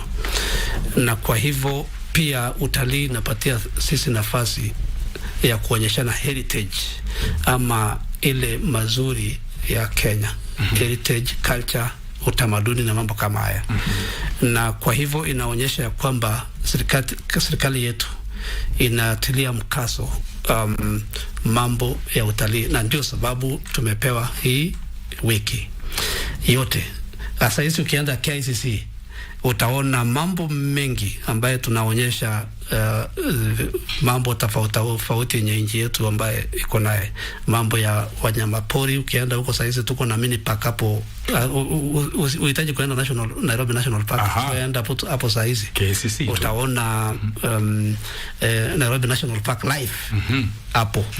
Utaona mambo ya mikutano na mambo kama exhibitions kama hiyo. Utaona mambo ya wana youth hub. Utaona mambo mazuri, pengine najua wenzangu watafafanua baadaye. Na kwa hivyo hii wiki yote tuko na hiyo nafasi ya kuweza kuhusisha kila mtu, wanabiashara, wana Kenya, wana youth, watu wote kutoka sehemu departments zote za serikali na kila moja, ili akuje hapo aweze kuonyesha yale mambo ambayo nchi yetu iko. Nikikuja kwa hiyo ama kuna kitu naona shikilia tu hapo. Umeelezea vizuri. Wacha nikuje kwa hilo swali lako punde tu sipunde. Mtazamaji, kama ulivyoweza kusikia, katibu hapa ameweza kuweka wazi ni kwamba wengi wanastafidi labda ni tarehe 12 pekee ndio theme imeweza kutengwa, lakini la, kama alivyosema, kuanzia tarehe 8 hadi tarehe 11 ni wiki ya kushajihisha swala zima la utalii, na tarehe 12 ndio kilele katika uwanja wa kitaifa wa Nyayo, ambapo hafla hii daima dawamu siku zote huongozwa na amiri jeshi mkuu aliye pia mkuu wa vikosi vyote vya ulinzi, rais wa 5 wa Jamhuri ya Kenya. Nirudi kwako Madam CEO, wewe ni mdau mkubwa sana katika swala zima hili la utalii. Wizara inapanga vipi kutumia sherehe za 62 ya Jamhuri kuimarisha umaarufu wa Kenya kama kisiwa cha utalii duniani? Shukran. Kwa kweli theme ya Jamhuri ikiwa utalii, hilo kwanza limeweza kuimarisha na kuonyesha kwamba utalii inachangia pakubwa katika uchumi wetu ya Kenya.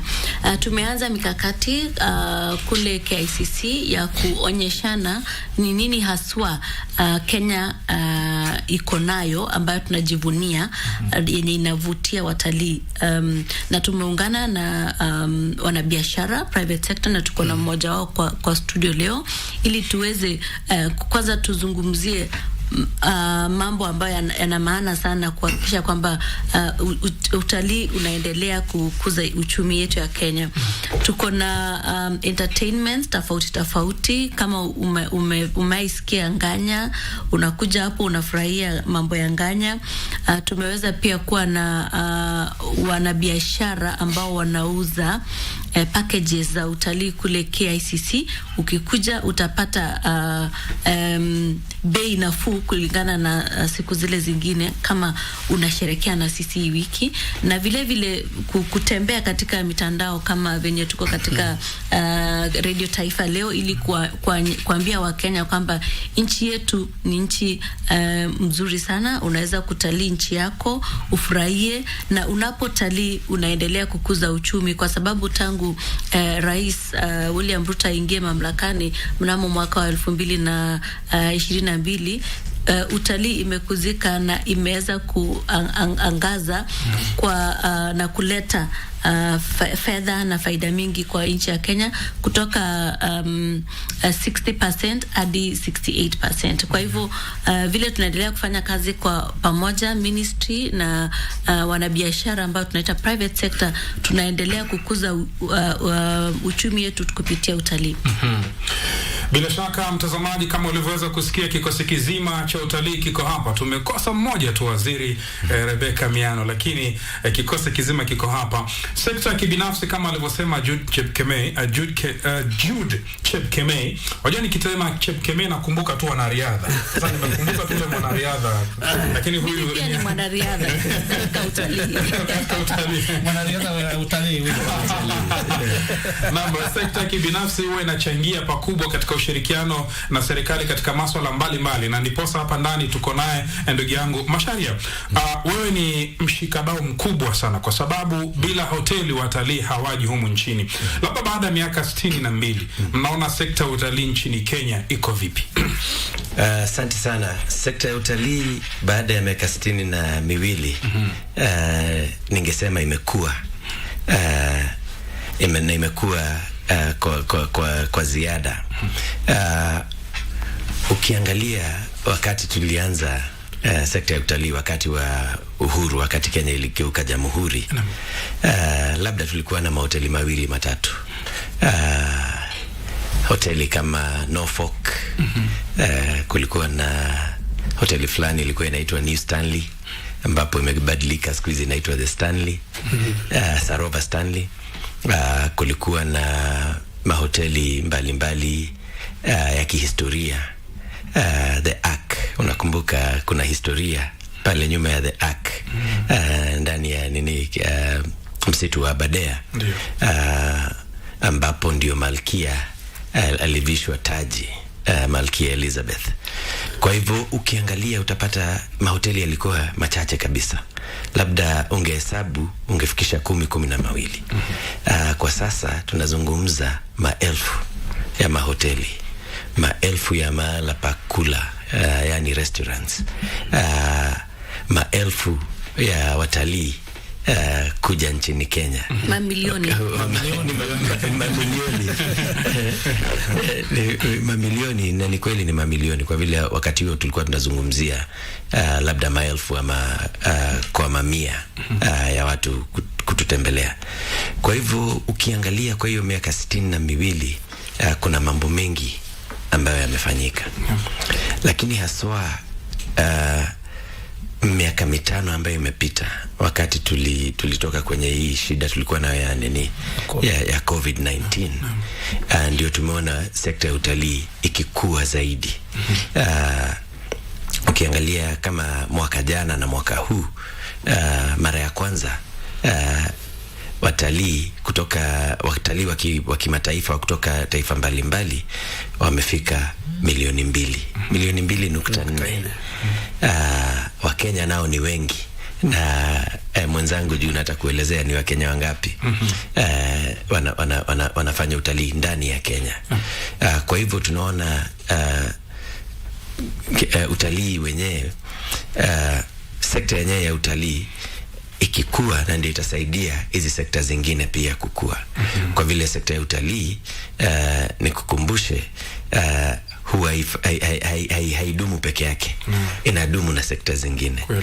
Kwa mfano kama utalii uko mzuri, utapata muuzaji wa mboga naye anafanya biashara, muuzaji wa maua anafanya biashara, muuzaji wa mafuta, petroli ya gari, petroli ya ndege, sabuni, vinywaji kama Coca-Cola kwa mfano, chumvi. Utapata sekta ya utalii ikikua, na hizo sekta zingine nazo pia zinafanya vizuri. Bila shaka. Nirudi kwako Mheshimiwa Katibu.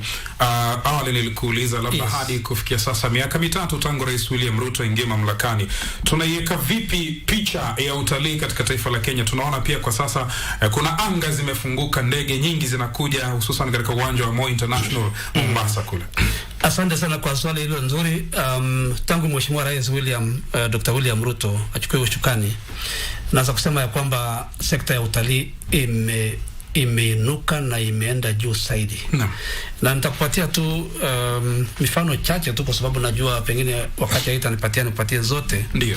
Kwanza ukiangalia nambari ya watalii wa kimataifa, kwa 2022 ilikuwa milioni 1.5, na saizi by 2024 ilikuwa milioni 2.4, ambaye ni percentage kubwa sana, around 60% increase.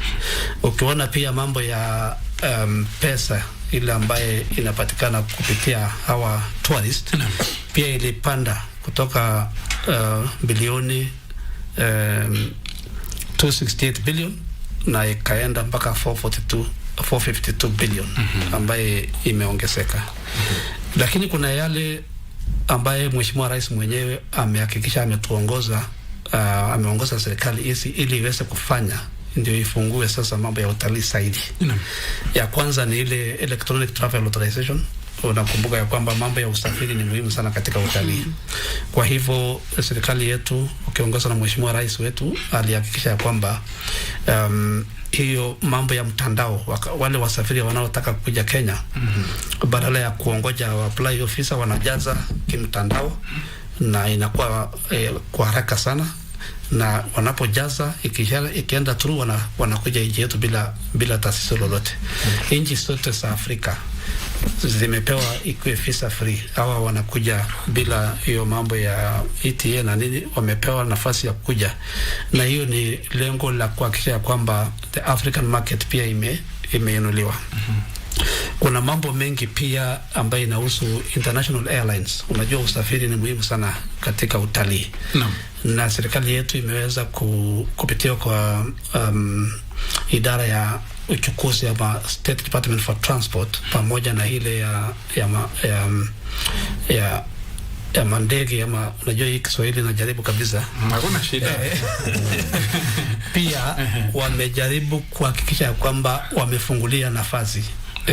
Of course Kenya Airways imeweza kusaidiwa pia ikue, lakini airlines tofauti kama Brussels, Indigo, Fly Dubai.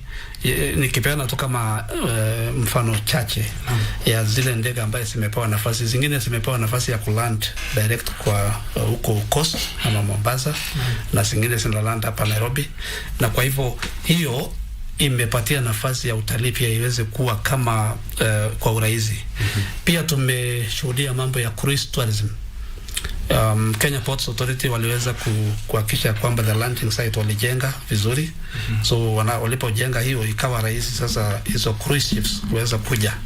Na hizo cruise ships wanaleta watalii wengi sana. Actually ukijaribu kuangalia statistics around about 2022 wale ambaye walikuwa wanakuja kupitia kwa hiyo cruise ships ilikuwa ni 2,490. Lakini kufikia 2024 tayari walienda zaidi wakafika 6,561 ambaye wale wanakuja kupitia kwa tourism.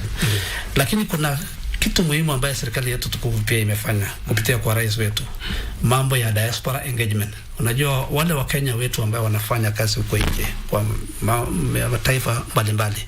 Mheshimiwa Rais mwenyewe alianzisha State Department ama ya diaspora. Diaspora yani wale mnahitaji diaspora kwa Kiswahili. Wale wana yani tuseme ni wa Kenya ambao wako katika mataifa ya ukaribuni kule. Yes, umepata. Wa Kenya ambao wako mataifa ya ugaibuni. Na kuna department specially ambayo inaongozwa na PS Roslyn Jogo ambaye imeanzishwa na Mheshimiwa Rais wetu ili kuhakikisha kwamba wale wa Kenya wanaofanya kazi huko mambo yao imeangaliwa, imesikizwa. Apart from that pia wamepewa nafasi ya kurudi nchi yetu kuwekeza ama kuinvest. Wamepewa nafasi ya huyu mrembo unaona hapa alianzisha kazi mzuri sana inaitwa One Diaspora One Tourist. Mwana ugaibu moja ama na mtalii moja. Mkenya ugaibuni. Mkenya ugaibuni. Ya kwamba wale wa Kenya wako huko pia wanapewa hilo jukumu ama motisha kweli ya kupenda nchi yao, ya kuongea vizuri juu ya nchi yao. So akija nyumbani pia aje na mtalii nyumbani, anakuja kwanza yeye ni mtalii because kama amekaa huko pia anakuja kama mtalii, anakuja anatembea, analeta watalii wengine na wanatumia ile digital forums yao because wako na uongozi yao, wako na chairpersons, wako na nini.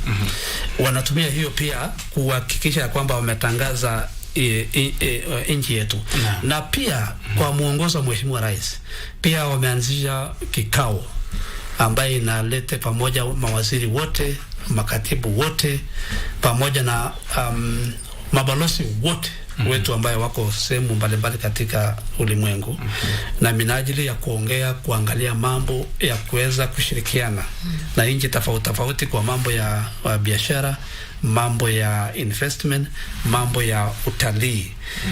Na kwa hivyo mambo mengine mengi ambaye yamefanyika ambaye Mheshimiwa Rais ametusaidia pamoja na waziri wetu ni mambo ya kuangalia kupanua basket ama kupanua yale mazuri ambaye tunaweza kuijenga ndio watu wakuja waone. Unajua kwa muda mrefu tumekuwa tukiwa na wildlife yetu ambaye ni mzuri sana na bado tunaishikilia, na tumekuwa na mambo ya beach ambaye tunaishikilia, lakini kupitia Kenya Tourism Board na support ya Ministry of Tourism and Wildlife tumeangalia mambo ya kupanua, na najua nitampatia yeye mwenyewe aseme hiyo, lakini wacha tu nitaje kwa muhtasari kwa haraka alafu yeye aseme mambo ya sports, tourism, cultural tourism, adventure tourism, medical tourism, agro tourism, astral tourism, heritage tourism. Yeye ataeleza anafanya nini kwa mambo kama hayo. Kwa hivyo mimi nataka kufikisha hapo kwanza. Kwa hivyo kwa mtazamo wangu na nafikiri hata kwa Wakenya wote, sekta ya utalii imezidi kukua, lakini haijakuwa tu kwa sababu ya sisi kama Ministry of Tourism and Wildlife. Imekuwa kwa sababu ya private sector ambayo wanafanya kazi yao vizuri, na pia imekuwa kwa sababu ya ushirikiano ya serikali kwa umoja. Kwa sababu kila department ya serikali iko na jukumu ya kufanya kitu. Asante bwana katibu. Mtazamaji, nikiingia nilipomwangalia katibu alikuwa mpole, lakini kumbe anazungumza. Nirudi kwako Bi June Chepkemei. Hii ni timu ya utalii. Alichukua pasi akakupigia wewe. Sasa kuna pasi amekupigia, nataka uijibu, lakini kabla hiyo pasi, je, bodi ya utalii nchini Kenya inafanya jukumu kubwa sana. Nyinyi mna mipango gani ama kampeni gani kabambe kuhamasisha utalii wa taifa letu la Kenya? Lakini kuna vitu kwanza alikuambia uvitaji. Right. Alishataja. Kazi yetu tu ni kutangaza na kuhakikisha kwamba kuna Kenya tunaita platforms tofauti iwezeshe mipango ya kamilike. Ile kwa Kiingereza tunaita fulfillment. Na hiyo fulfillment pia inafanywa na wawekezaji. Nikirudi kwa swali lako la body letu na jinsi tuna jaribu kusukuma kuimarisha utalii. Ningeweza kusema kwamba utalii inasukumwa 90% na wawekezaji na hiyo 10 ni ya serikali. Kwa hivyo sisi tunafanya kama coordinator wa wawekezaji na polisi za serikali ili iweze kuimarisha utalii. Na katika shughuli hiyo pia tunatangaza uzuri wa Kenya kwa njia tofauti, kama venye PS amesema, wale ambao wanapenda kutembea kwa adventure, so tunazitayarisha, tuna package, tunafanya adventure. Kwa hivyo tumekuwa na campaign ya adventure kwa mwaka wote, kwa sababu tunataka kuonyesha watu Kenya na kule duniani ya kwamba Kenya si tu mbuga za wanyama na pwani, bali pia kuna mambo mengi ambayo unaweza furahia ukiwa Kenya. Tumekuwa tukifanya campaign ya adventure. Vile tumeweza na tumeigawa mara mbili. Kuna zile tunatangaza kule nchi za ng'ambo ama nchi za ughaibuni kwa jina la Magical Kenya, lakini pia Wakenya waweze kuzuru nchi yao, tuko na tembea Kenya. So kwa hizo campaign tumekuwa tukizifanya, tunaita tactical, haijakuwa thematic yenye inaweza sukuma jina la nchi kwa muda mrefu. Kwa hivyo mwaka huu tumeweza kupost na tafakari na tukaweza kutayarisha campaign kubwa ambayo itazinduliwa na Mheshimiwa Rais on Thursday pale KICC, ili tuweze kuambia Wakenya watembee Kenya, na vile wageni wa nchi za ng'ambo tuambie Kenya is indeed magical, come and experience. Anasema Kenya nchi yetu hakuna matata. Sina una hiyo. Nirudi kwako kabla kwenda kwa ndugu yangu Masharia pale. Umeweza kuzungumzia, katibu hapa alitupatia takwimu za wale watalii wa kimataifa ambao wameongezeka katika taifa letu la Kenya. Sasa labda kama bodi, ni motisha gani iliyopo kuvutia ama kuhamasisha watalii wa humu nchini sasa? Kwanza kabisa ningependa kupongeza Wakenya kwa sababu 70% ya utalii kwa ujumla ni wa Kenya.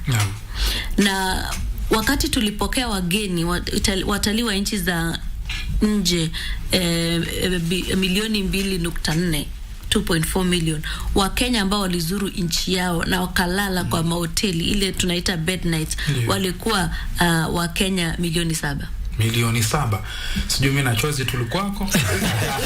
Ingawaje tumeambiwa na wawekezaji ya kwamba hiyo bado ni kiwango cha chini kabisa ukilinganisha na nchi zingine ambao double mara mbili ya jumla ya wananchi wa hiyo nchi wanapokea watalii mara ya pili population yao. Kwa hivyo tunafaa kuwa tunapokea minimum ya 50 million. Unajua Wakenya wamezoea bure. Juzi mliposema watu waende kwenye parks, shikilia hapo. Nirudi kwake ndugu yangu Mike Macharia, mkurugenzi mtendaji wa chama cha wamiliki wa hoteli na watoa huduma za hoteli humu nchini. Bwana Mike, labda nikirudi kwako kama sekta ya kibinafsi, mnafanya nini kuhakikisha kwamba mnachangia katika kukua kwa utalii wa Kenya, na sekta ya kibinafsi ina umuhimu gani? Kwa sababu ametuambia hapa serikali yao ni 10%, lakini wawekezaji ni 90%. Sekta ya utalii kwa kwanza, jambo ambalo wawekezaji wamefanya ni kuchukua fedha zao na kuziweka ndani ya kikapu cha utalii na kujenga idadi ya mahoteli na biashara zingine ambazo zinaeneza utalii. Na jambo lile la maana kabisa ni uajiri. Kwa vile sekta ya utalii inaajiri 80% ni vijana. 80% ya wafanyikazi ndani ya mahoteli ni vijana. Na unajua tuko na shida ya uajiri wa vijana ambao wanatoka kwenye shule mbalimbali, pia nini, ma university. Kwa hivyo ukiangalia sana tumeweka maanani mambo ya ajira. Jambo la pili ni kusaidiana na bodi ya KTB kueneza hizo packages ambazo Juna ametaja. Huwa tunaenda tunashikana, tunaenda mbali hata hapa kutafuta. Juzi tulikuwa pamoja kwenye runinga ingine. Na unapata kuna soko mbalimbali ambazo huwa tunatembelea, na zile soko huwa ni soko kabisa. Unapata mimi nimeenda pale na hoteli yangu, nimeweka vifaa vyangu pale, alafu wageni wananitembelea na wauzia. Ni soko haswa. Na kuna soko mbalimbali. Kuna soko kubwa sana huwa inatendeka mji wa London kule Uingereza kila mwaka, inaitwa World Travel Market. Kuna soko ingine iko Afrika, kuna ingine iko Ujerumani kule kunaitwa Berlin, nchi ya Ujerumani, Berlin, Amerika. Na huwa tunaenda pamoja. Bodi inatusaidia kutupatia fedha kidogo, na sisi tunaongeza, alafu tunafanya pamoja. Ndio tunajaribu kuwavutia wananchi waje huku. Kwa upande wa Kenya, ndio kuna campaign ambazo tunafanya pamoja, na ile campaign ambayo tumefanya pamoja kwa kudumu inaitwa Tembea Kenya. Tembea Kenya. Tembea Kenya. Wajua zamani kwa tukisema tembea na Yesu, sasa siku hizi tunatembea Kenya. Tembea Kenya. Na Yesu pia. Na hatuwezi kutembea Kenya bila Yesu. Na hata kutembea na Yesu. Asante. Unapata Tembea Kenya ni kampeni ambayo tunakuja kwa runinga ama kwenye redio kama hii. Ndio. Na tunauliza Wakenya maswali. Tunaambia ukitaka kwenda Mombasa, je, kuna hoteli ngapi? Taja moja ambayo unaijua, na ukitaja tutakupatia zawadi. Tukiwa pamoja ndio kueneza mambo ya utalii wetu. Wengi wanafikiria pwani yote ni Mombasa. Na tunaenda tunaelezea kuna Mombasa, kuna Diani, kuna Lamu, kuna Tana River, na kuna Taita. Ndio waje kuelewa. Na pia upande wa Kilifi tuko na Malindi na Watamu. Tukienda upande wa Western Kenya, ndio tunaambia tuko na uwanja wa ndege pale Kisumu. Wiki ijayo ndege ya kwanza itatua kutoka Kisumu ielekee Entebbe. Ndio. Direct mara ya kwanza. Ndio. Mara ya kwanza. Kwa hivyo unapata wawekezaji pia wako na changamoto zao za kuchangia uenezaji wa utalii. Na na mambo mikakati ni mingi ambayo tumefanya pamoja na nilikuwa naambia nasikia PS akisema nitakwambia tu chache kwa vile tukijaribu kufafanua zaidi mambo yote ambayo tunafanya itabidi utupatie masaa mengine matatu.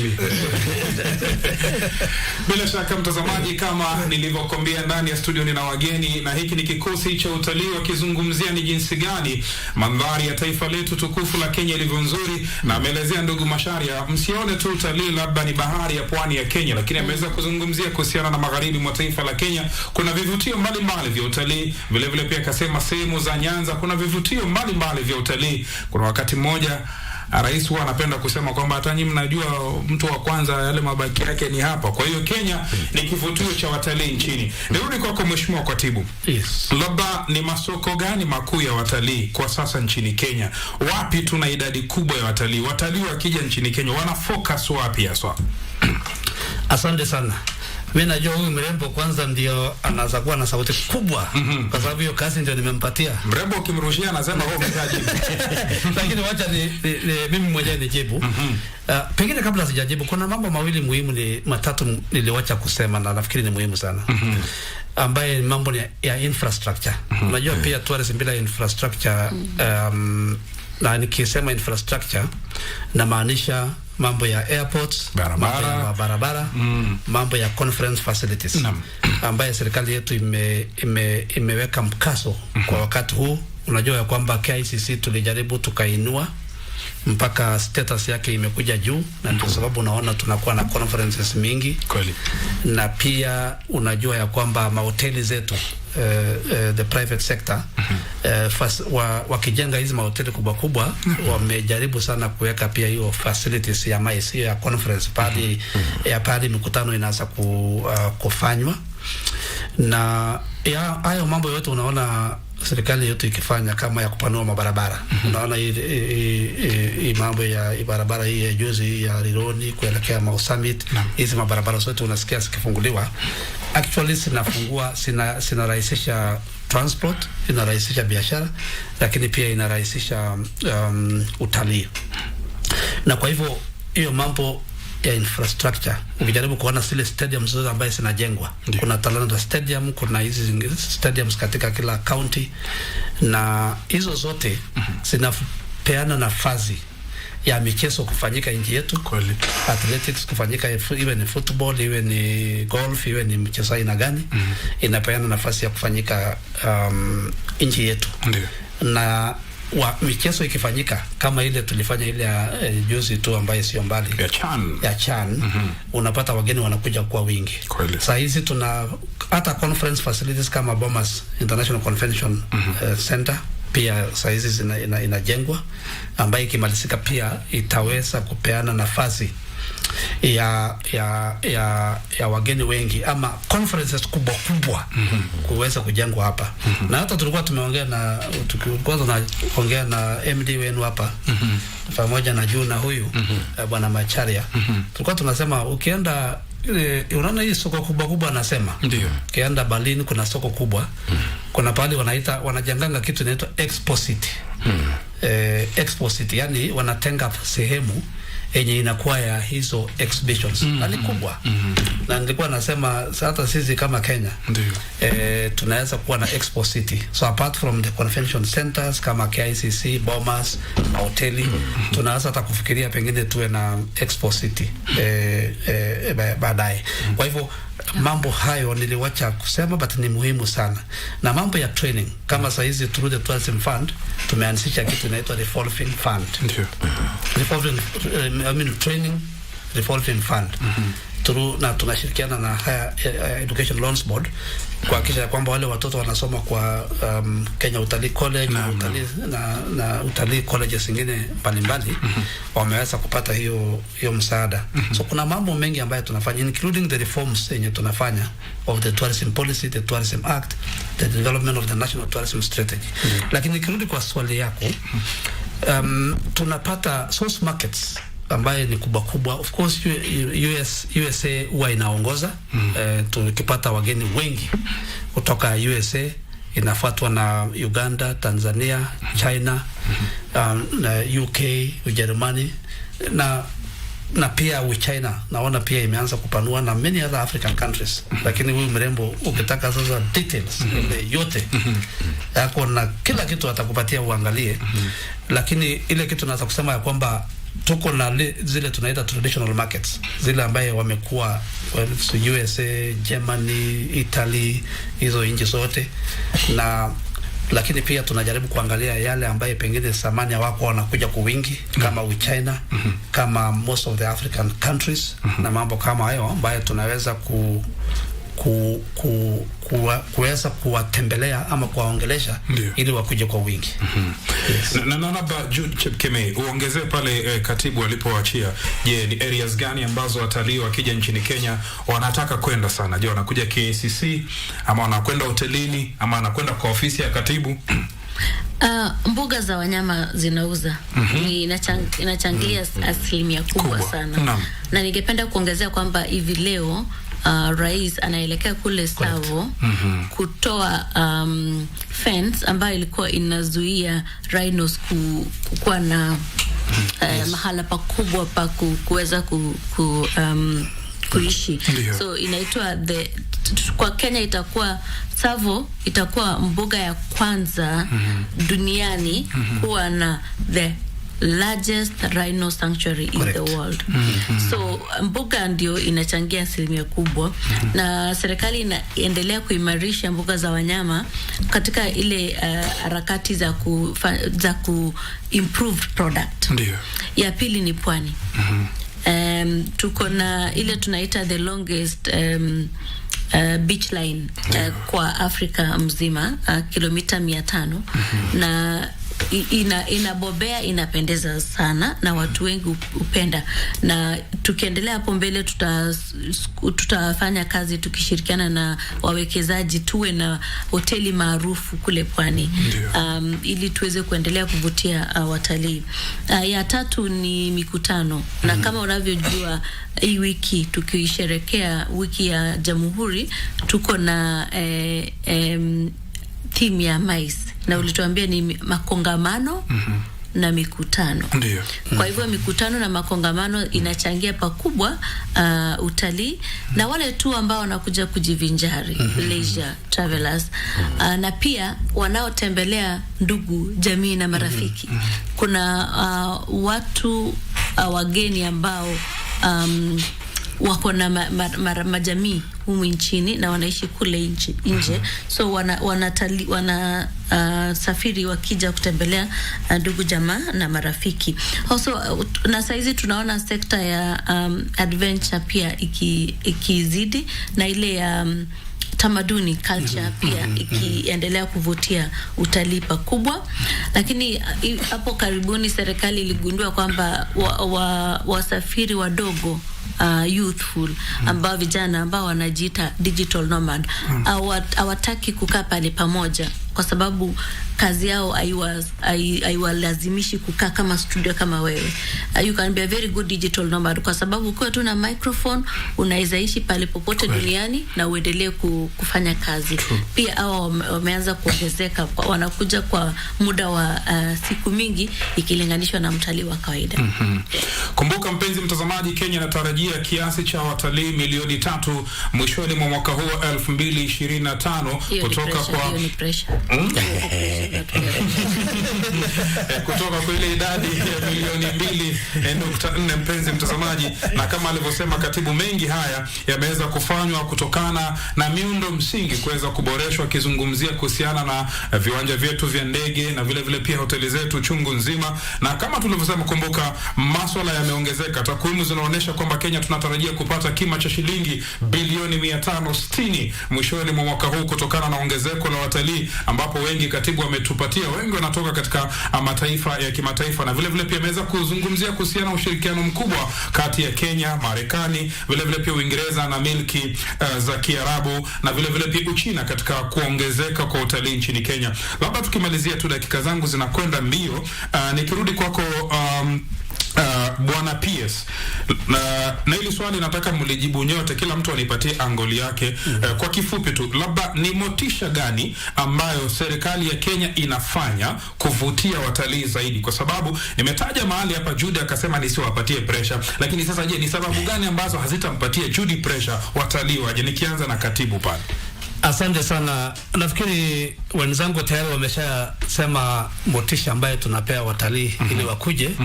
Ilikuwa nimeanza kwa yale mambo ya airlines, nikasema pia mambo ya visas, na pia nikasema ya kwamba tunapanua kikapu iwe sasa sio first of all yale ambaye tuko naye kama wildlife tayari.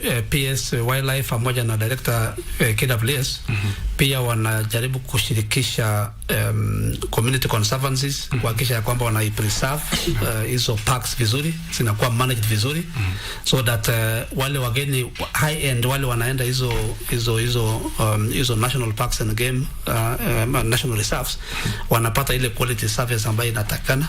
Kwa hivyo wanafanya mambo ya conservation kuhakikisha kwamba asiharibiki, kwa sababu sikiharibika hakuna kitu wageni watakuja kuona.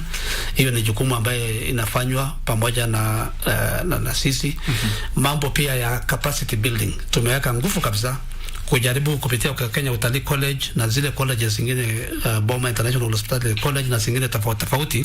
Tumeweka mkazo mambo ya kutrain watu wetu, ama kuhakikisha kwamba wamepitishwa mafunzo ya hali ya juu, kwa sababu watalii watakuja kama for example wakikuja hoteli na wapati chakula mzuri ama wapati service mzuri hawatarudi kweli. So ile capacity building tumefanya, na tunapea mpaka tourism police, tunapea pia tour guides, tour operators, na tunapea pia wale wanafanya katika hoteli, ili service iwe mzuri kabisa, ndio wageni wakikuja wanaweza kurudi tena kwa sababu ya hiyo.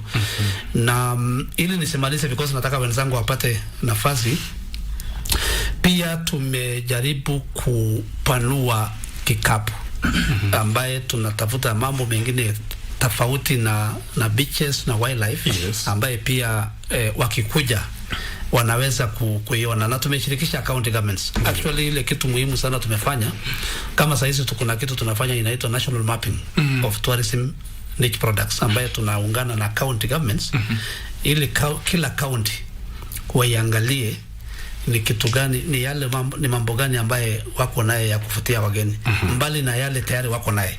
For example ukienda kama Mara, nikimalizia hiyo ndio nipatie June. Ukienda kama Masai Mara kwa mfano, inajulikana kwa wild beast migration and the big five na mambo ya wanyama. Lakini tumeuliza serikali ya county ya Narok, mbali na hiyo ni mambo gani tena mnaanza kuitengeneza na kuijenga ili wageni wanapokuja, for example wakati hakuna wild beast migration wako na mambo mengine ya kuweza kuangalia. Kwa hivyo wacha nifikishie hapo ndio wenzangu pia waweze kuongeza. Asante Bwana Mike. Na wewe wajua wanasema tukiwa darasani unaweza ukawa number 1 sawa, lakini exam nyingine ikija to maintain that position ndio kuna shida. Okay, sasa hizi Kenya tuko vizuri kiutalii, tuta maintain vipi tuhakikishe tunabaki pale pale juu? Asante, lakini lazima pia tufungue sekta zingine za kuvutia watalii. PS alitaja michezo wakati akianzia kuzungumza hapo awali, na kuna michezo kama ya golf. Tuko na mchezo mmoja unaitwa Magical Kenya Open ambao huo unakuja mwanzo wa mwaka kila mwaka Kenya, na uko ndani ya taratibu ya ile inaitwa DP World Tour. Kwenye wachezaji ambao mashabiki wa golf mnajua PGA, Professional Golfers Association. Ukiwa mchezo wenu umewekwa kwenye taratibu ya PGA, ni kuonyeshana viwanja vyenyu viko hali ya juu, service iko hali ya juu, mnaweza fika Kenya vizuri. Tunazungumzia ujenzi wa uwanja wa ndege ndio tukue tupanue nafasi ya kuleta watalii. Kwa hivyo kuna area mingi ambazo tungeweza kugusia. Kurudi kwenye vivutio vingine ambayo serikali imeweka. Unapata kama sasa kwenye ujenzi wa mahoteli, ukiwa wewe mwenyewe unajenga hoteli yako, kuna idadi ya ushuru ile ambayo serikali inakuondolea. Duty. Correct. Yeah. Chochote ambacho unajenga na unanunua ama hata kuimport, una import duty free.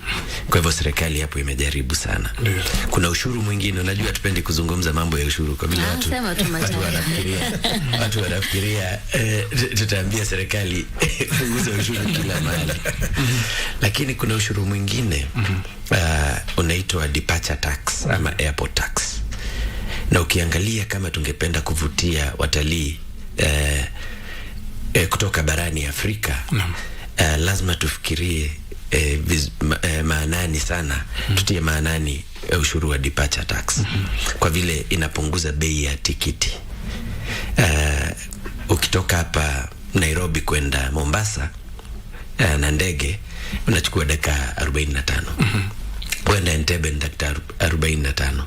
Kwenda Kigali 45. Lakini ushuru ambao unalipa kwenye tikiti yako kutoka hapa kwenda Mombasa labda ni shilingi 2,000. Kutoka hapa kwenda Entebbe ni dola 50. Kwa hivyo tulikuwa tunasema especially nchi za Afrika Kusini na Afrika Mashariki na Afrika Kaskazini, tungeweza kupunguza huu ushuru, tungeweza kuvutia watu wengi. Asante. Ningependa kujibu hiyo. Nimejua tu lazima comeback ikuje. Ni jambo la maana, lakini pia ni vizuri tuambie Wakenya ukweli. Nchi yetu ya Kenya hatuna zile tunaita minerals. Ama madini ambazo tunaweza tegemea kupata fedha ya kuendesha nchi yetu. Ukilinganisha na nchi kama za Waarabu ambao wana mafuta, wanachimba, wanauza, wanaweza kujiendelesha. Sisi kama nchi, kama taifa, ndio tuweze kulipa walimu, kulipa madaktari, kulipa kusaidia kueneza hata utalii Kenya. Serikali inahitaji fedha. Na hakuna namna ingine ambayo serikali inaweza pata fedha isipokuwa ushuru.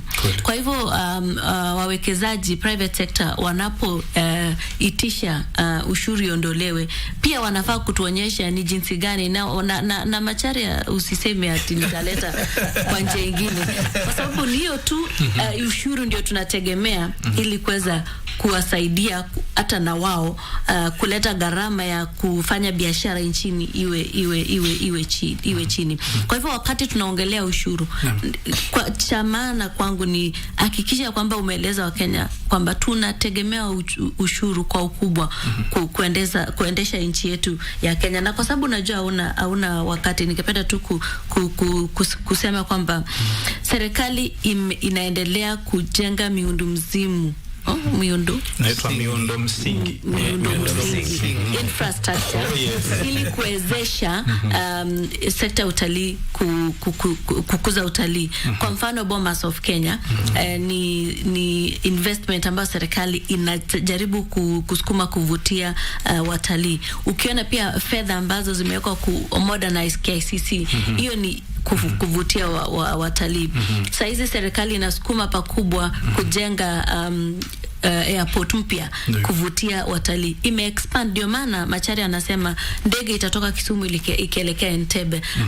Imewezeshwa na miundo msingi ambazo serikali imeweza kuimarisha hiyo uwanja wa ndege wa Kisumu ili iwezeshe. Kwa hivyo serikali inafanya bidii kuhakikisha kwamba tumeimprove infrastructure so that we can attract tourists. Asante Jude, kwa sababu ya muda na wewe unatoka bodi ya utalii, tufanye biashara mimi na wewe kwa hisani ya Radio Taifa, ukuje zaidi ama namna gani my friend? Kabisa. Tupe pesa Jude. Nimewapea pesa mingi sana. In fact, CEO wenu amesema namsaidia sana kulipa mshahara. Ala.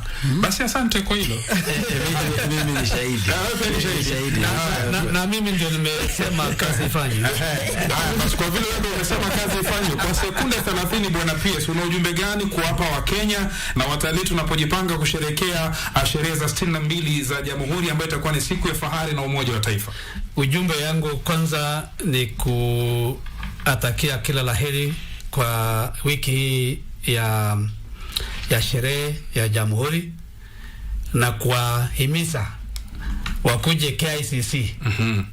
Kuanzia leo, hata actually tulianza jana. Wakuje KICC leo, kesho wakuje wajionee mambo ambayo utalii inafanya na yale mambo ambayo nchi yetu iko nayo ya kuvutia. Kwa hivyo na waomba wote wakuje KICC, wale wanaweza kuja leo, kesho na hata Alhamisi tukielekea kilele. Jambo la pili, ningeomba pia waweze kutembea kupitia Tembea Kenya, kuona yale ambayo nchi yetu iko naye. Asante. Lakini pia waongee, waseme yale mazuri ambayo nchi yetu iko naye. Waseme kwa PS. Asante. Mtazamaji amesema tuseme mazuri kama ulimwengu na tusema kwa vizuri. Mbona sisi tujiseme kwa ubaya? Kwa nini nasema hivi mpenzi msikilizaji? Kumbuka Kenya ilitajwa kuwa taifa rafiki mwaka huu wa 2025 na shirika linajulikana kama Conde Nest Traveler Readers kwamba Kenya ni nchi moja rafiki. Mtazamaji, hatuna la ziada. Niwashukuru wageni wangu. Asante mwenye mahoteli. Asante sana bwana PS. Na asante sana mrembo utalii. Na mtazamaji, tutazungumza mengi zaidi kadiri siku zinavyokwenda. Muda haunasi mpenzi mtazamaji, lakini mimi nikimaliza kipindi lazima nikuache na kibwagizo. Waliofariki jana mpenzi mtazamaji walikuwa na mipango ya leo. Waliofariki leo walikuwa na mipango ya kesho. Ishi na watu vizuri na uwatendee mema leo, huenda usipate nafasi hiyo kesho. Mali zako, pesa zako au cheo chako mtazamaji havikutakusaidia kesho, kwani vyote utaviacha hapa duniani. Jina langu naitwa Rashid Mwamkondo na kuregesha upande wa redio ambapo mwenzangu Chozi la Almasi. Bwana PS, kuna mtangazaji anaitwa Chozi la Almasi hapa kwetu, ukimuona unaweza mtumia kama tourist attraction. Alafu kule kwenye runinga na warudisha kwake Vivian Ndegu. Asante sana wageni. Asante Rashid. Asante sana. Asante sana. Asante.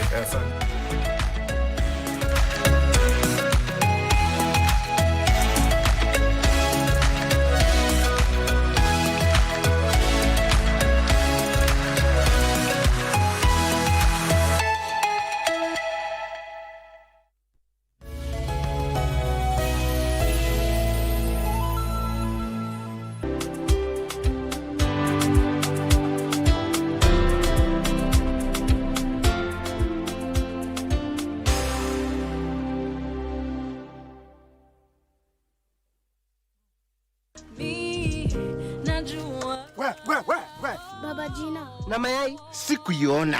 Akibada ile pesa yote. Masa! Kwanza yenda alinitengenezea hii. Wow. Sisi skills zitamsaidia in future.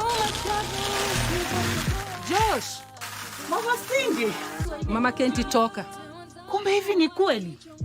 Ni nini unaficha? Hiyo pesa nitakurudishia.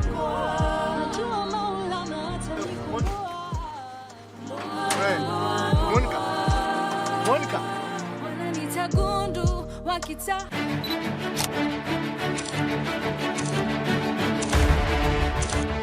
Habari muhimu ni zile zinazoathiri maisha yako, na zinapojiri tuko hapo. Tunakuletea habari zinazojiri nchini na kimataifa. Hakuna kabila ambayo iko hapa Kenya kwa malipo ya mwingine. Mambo ya matibabu isiwe starehe ya watu wa dosi. Tunakufahamisha kila wakati ili uwe tayari kwa yajayo. We will also be designating the cartels as foreign terrorist organizations.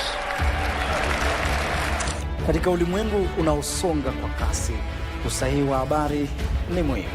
The only thing that has changed, Senator Khalwale, is that you are defending the indefensible. If you allow me as a bullfighter, I'll fix him here and now and it will be sorted out. You were doing very well until you brought out your character of bullfighting. Tunakupa habari sahihi na zisizoegemea upande wowote. Pindi tu walioteuliwa wataidhinishwa na bunge la kitaifa. Na ni hapa ndipo Darubini, kila siku ya Jumatatu na Jumanne saa 1 jioni.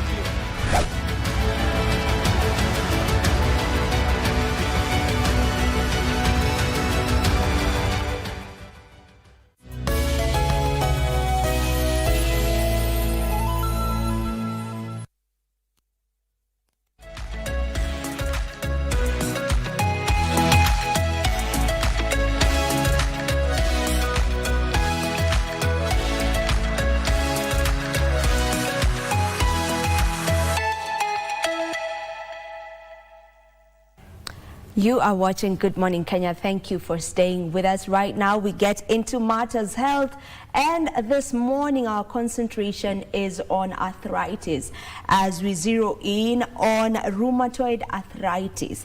And I am joined by a rheumatologist. He's also an associate professor from the University of Nairobi and a consulting physician. That is Professor George Omondi Oyo. Welcome to the show. Thank you. Good morning. It's a pleasure to have you this morning as you let us in on this conversation. We are asking you, is your joint pain a warning? The doctor is here. He'll be letting us know when should it be worrying for you, or when is the proper time for you to start checking on your joints. Do I have to be old for me to start thinking about my joints, or everyone should also just take that responsibility of going for that checkup, that joint checkup? But before we get into all of that, first of all, let's define. When we talk about arthritis, what are we looking at? Yes, when you're talking about arthritis, you're talking about any discomfort that affects the joint, any pain or swelling that affects the joint. Is when it's just pain and aches, you call it rheumatism. But now when there's a swelling of the joint, you call it arthritis. Okay. So it is not a diagnosis as such, but it is an acknowledgement that there's a problem with the joint. Yes. So any kind of pain, any kind of swelling? Yes, any kind of pain, any swelling of the joint is a warning that you need to see a physician to decide what is the cause of your problem and what you can do about it and what is it. Okay. Yes. Can we break it down now to the kinds of arthritis that exist? There are over 200 types of problems that can affect the joint, but there are few common ones.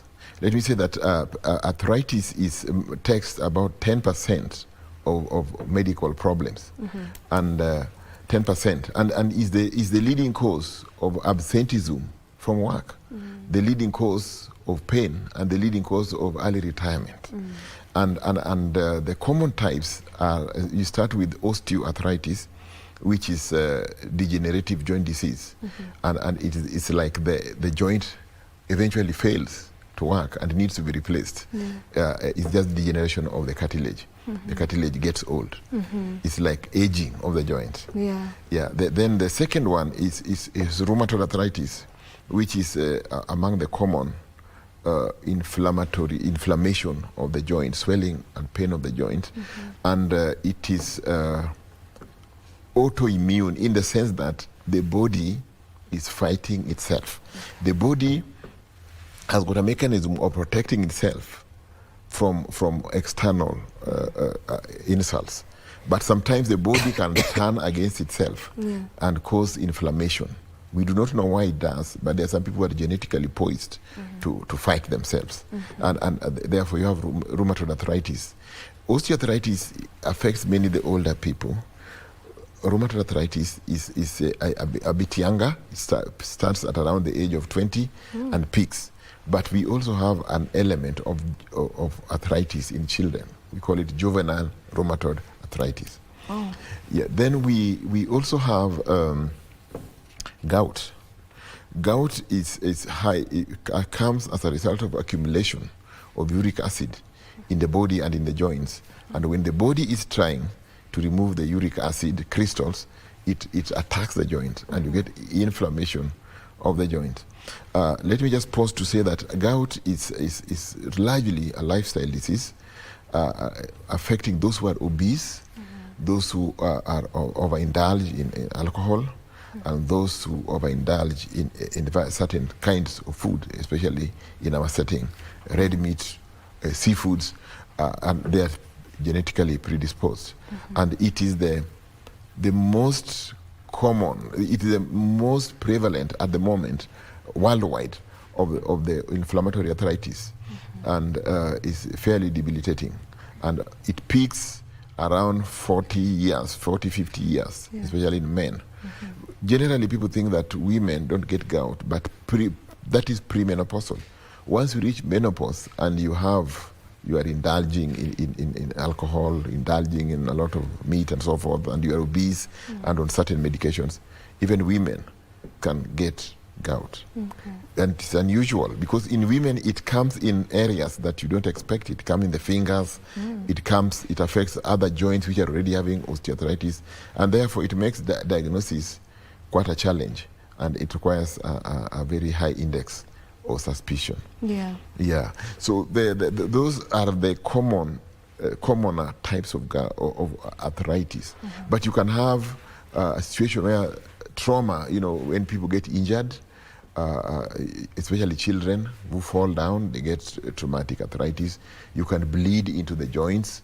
You can have blood disorders and you bleed into the joints and get hemarthrosis. There are certain conditions in life that can predispose somebody to getting arthritis. You can get something like lupus. Lupus is an autoimmune disease that affects young ladies mainly, but some men, and it affects the skin, the kidney, any part of the body. But arthritis is one of the hallmarks of presentation of lupus. But then finally there's another one we call spondyloarthritis.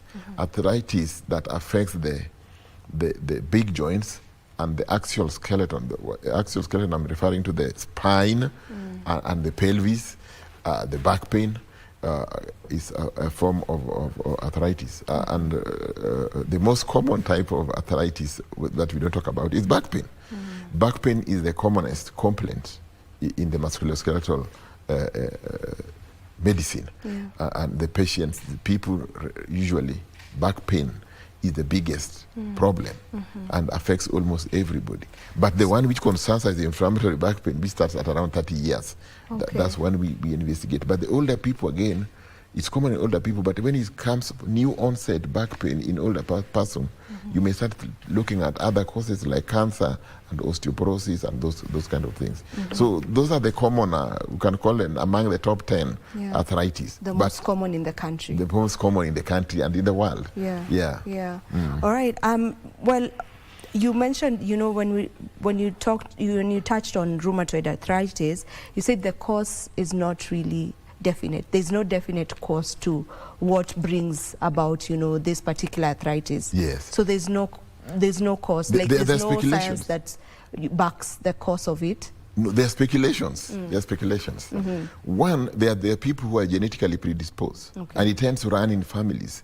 If you have an identical twin with rheumatoid arthritis, chances are 1 in 4 that you are going to get rheumatoid arthritis. But if you have got a first-degree relative, the chances are 5% that you are going to have rheumatoid arthritis compared with the general population. That's one. The genetic predisposition is there. But there's a twin study which was done in Manchester in the United Kingdom, looking at patients who are genetically identical. There's one group was given normal diet, another one was given vegetarian diet. The ones on vegetarian diet delayed the onset of rheumatoid arthritis, and even when they developed it, it was less severe. So yes, diet is a contributor.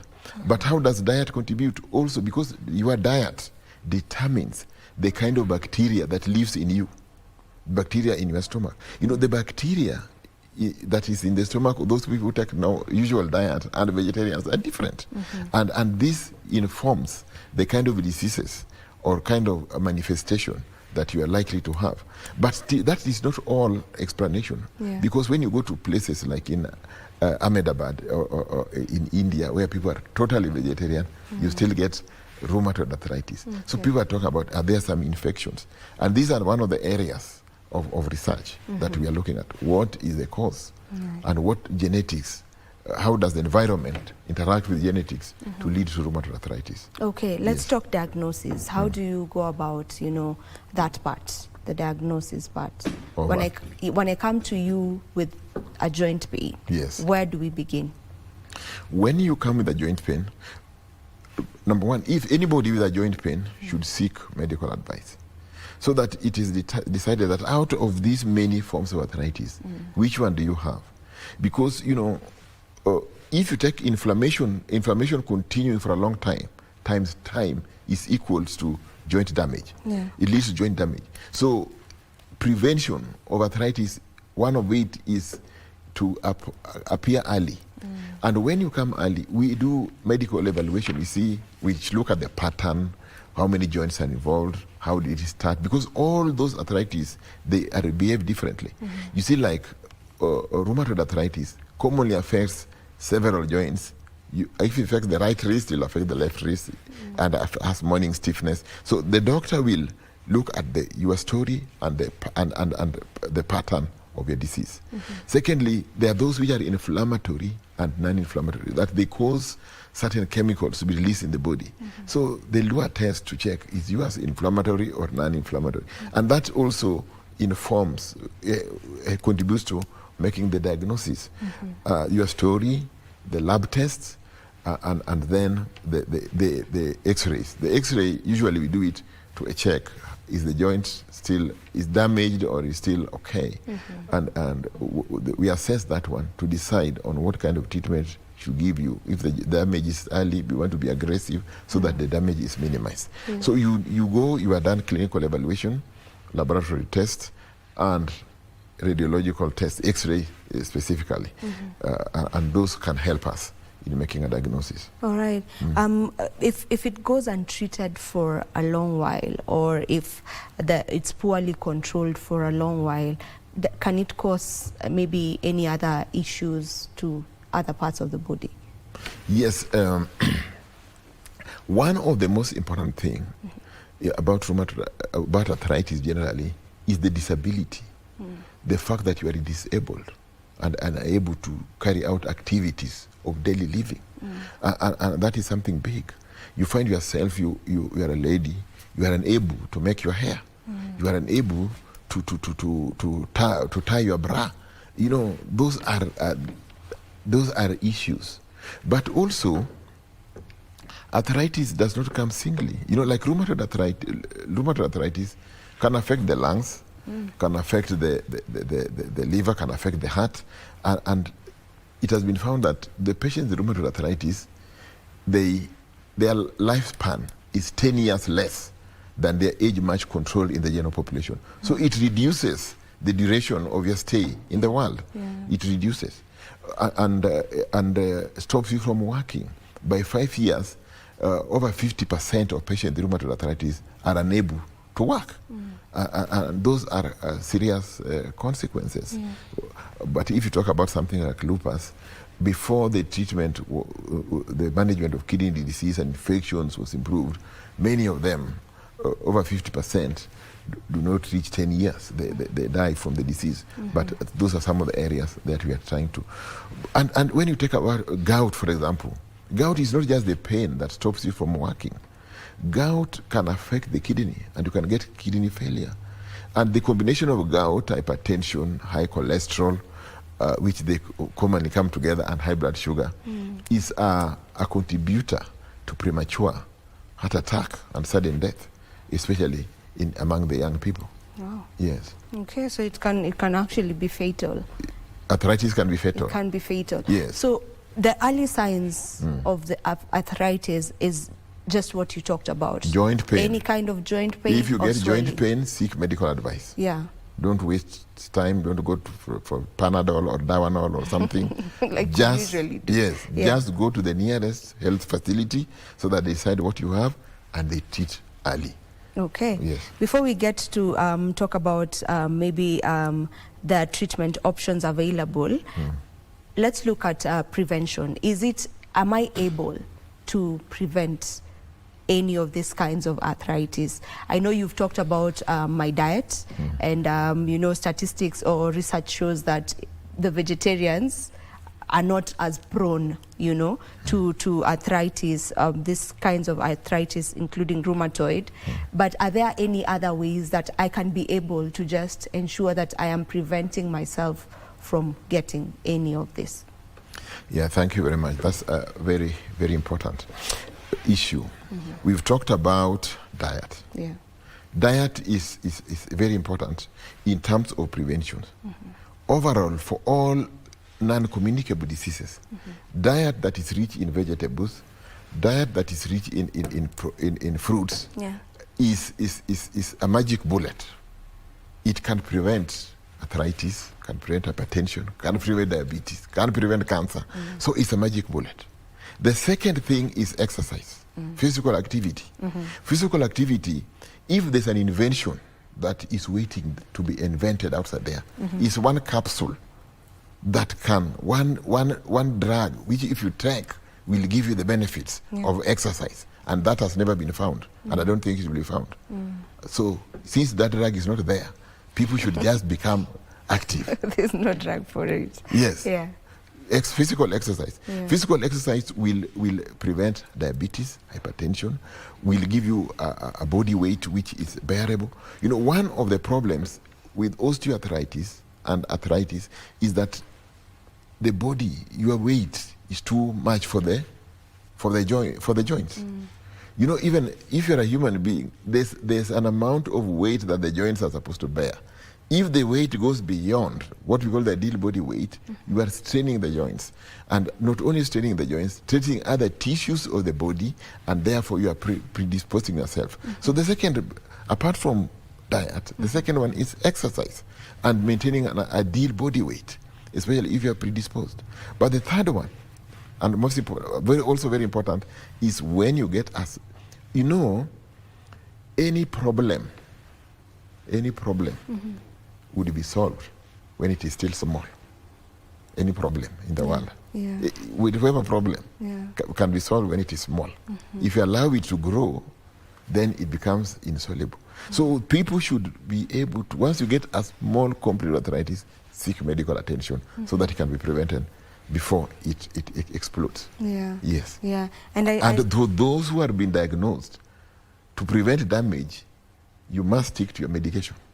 Yes. And follow up exercise program and follow up with your clinic appointments. Yeah. Yes. Is it curable? Yeah, some which are curable. Cure is a situation whereby damage is prevented. People think that cure is a situation whereby now you don't take medicine.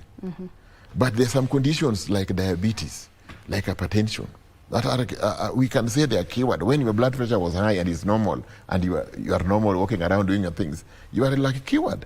But that cure is maintained by taking a certain kind of lifestyle, taking medicine, taking hypertension.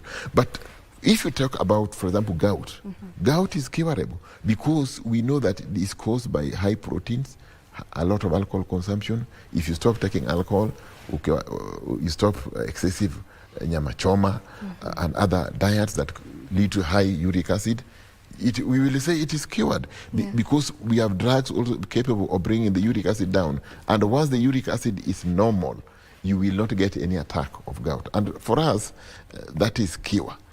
And one of the reasons why we are looking for diseases, we are looking for various causes of diseases, genes and so forth, is so that we can intervene at that level and stop the disease from manifesting itself, and we will have achieved cure.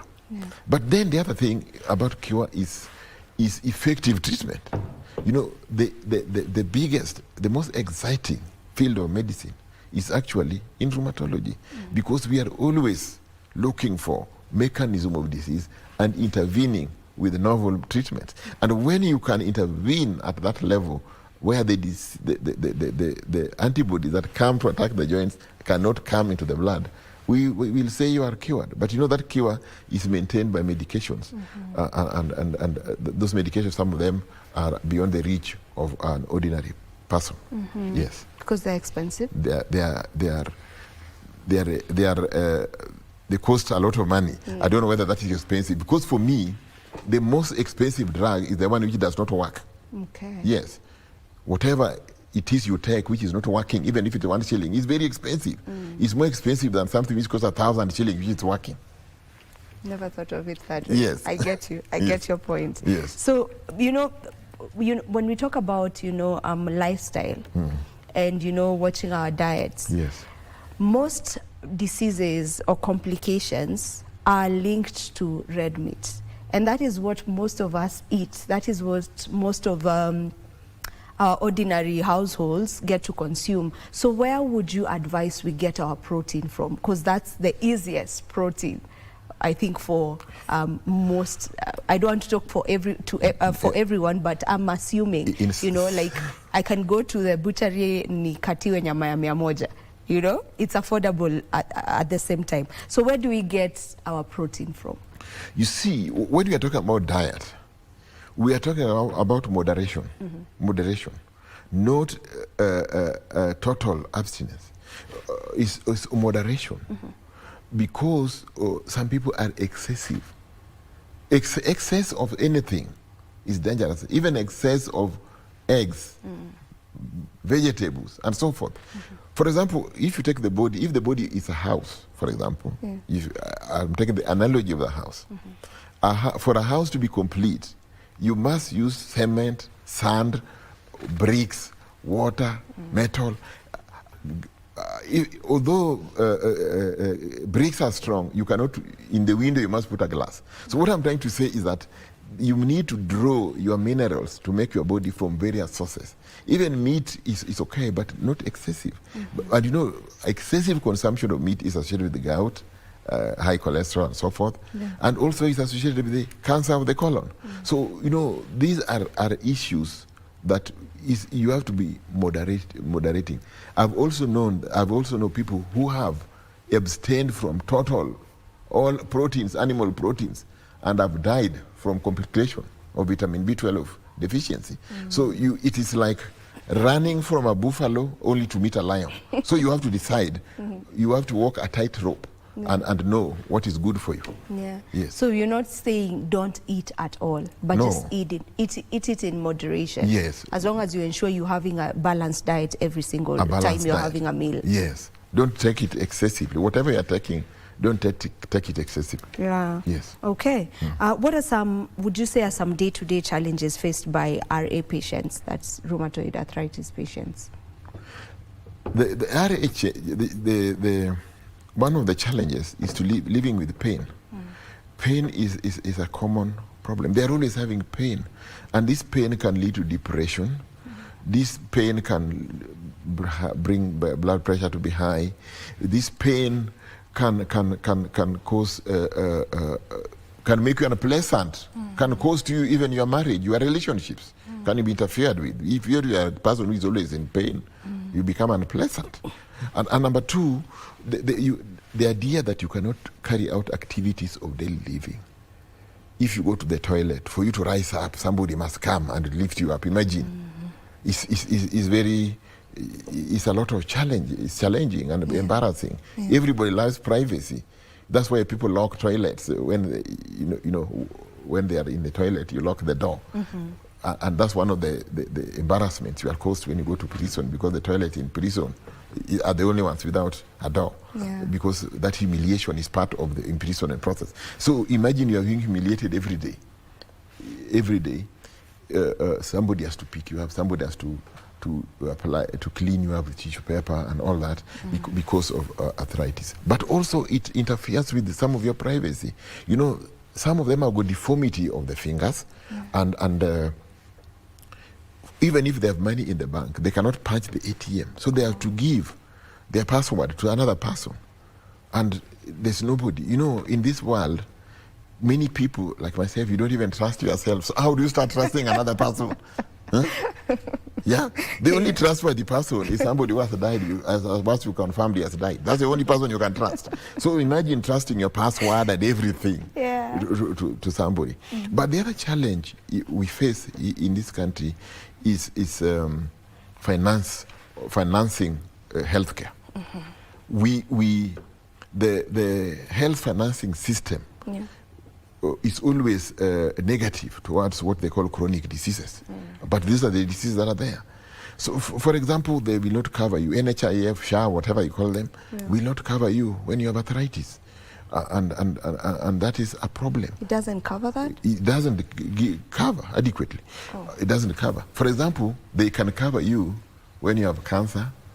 For chemotherapy, they can cover you when you need dialysis. But when you have lupus, which can lead to dialysis, they don't want to treat you until when you get dialysis. It's like saying somebody, you pay, it's almost like the terminal benefit, it's called what? The insurance which you pay for burial, where you keep on paying and you can sleep hungry and keep on paying, but when you die, they swing into action. What kind of insurance is that? Life is for the living. So it's good for something that prevents you from deformity and from dying, not waiting for you to have complications. Then they come and start covering you. Those are some of the challenges we are facing. But the other one is stigmatization. The environment is not conducive. We don't have adequate ramps. We don't have lifts. We don't have buses which can accommodate wheelchair or somebody with arthritis. Many of my arthritis patients have died because the bus is in a hurry to leave. You are wasting their time coming very slowly, so the bus driver just swings and you fall down and you die. So even the community is not accepting and accommodating disability and arthritis. So we are ostracized by the community. They are not, it's not very friendly. But there are many other challenges that you can face. But you see, like now, when the world has become individualistic, nobody wants to care. Many of these patients need care at home, but there's nobody to care for them anymore. Everybody is busy with their own things. Even those who are at home are busy with their mobile phones. They are not going to look at you. That have you cooked or have you eaten? They'll just cook for you and then they continue with the TikToks and so forth. So they leave you alone. So the loneliness is real in patients with arthritis. Is it very common in the country? Arthritis is very common. We are talking about arthritis in general, back pain and all that. I told you it's about 10%. Rheumatoid arthritis is about 1% of the population, and that is huge. Lupus is about 0.5%. So it is common. Anything that affects 10% of the population is huge. If we are talking about Kenya with a population of 50 million, we are talking about 5 million people with some form of arthritis, and that is a national disaster, something that requires attention. And that's why the WHO in the year 2010 declare the year 2010 to 2020 the bone and joint decade. And it was enhanced from 2010 to 2020, then 2030. We are still continuing. And the reason we are doing that is to tell people that arthritis is a common problem in the society, that the governments need to budget and have strategic plan for dealing with arthritis. It's the leading cause of deformity, leading cause of absenteeism from work, leading cause of early retirement. And then again, government should put money to do research on remedies that can alleviate the problem of arthritis, and should put resources for management of arthritis. And that's why it is very, very important. It's something that should be at the top of strategy. I know we are talking about cancer and all that, but this is something which is more common than those ones and should be at the top of strategic thinking in those who are managing health programs in this country. Okay, I hear you. Let's get into the treatment options available. What are the options for someone with any of these kinds of arthritis? Okay, let me start with rheumatoid arthritis.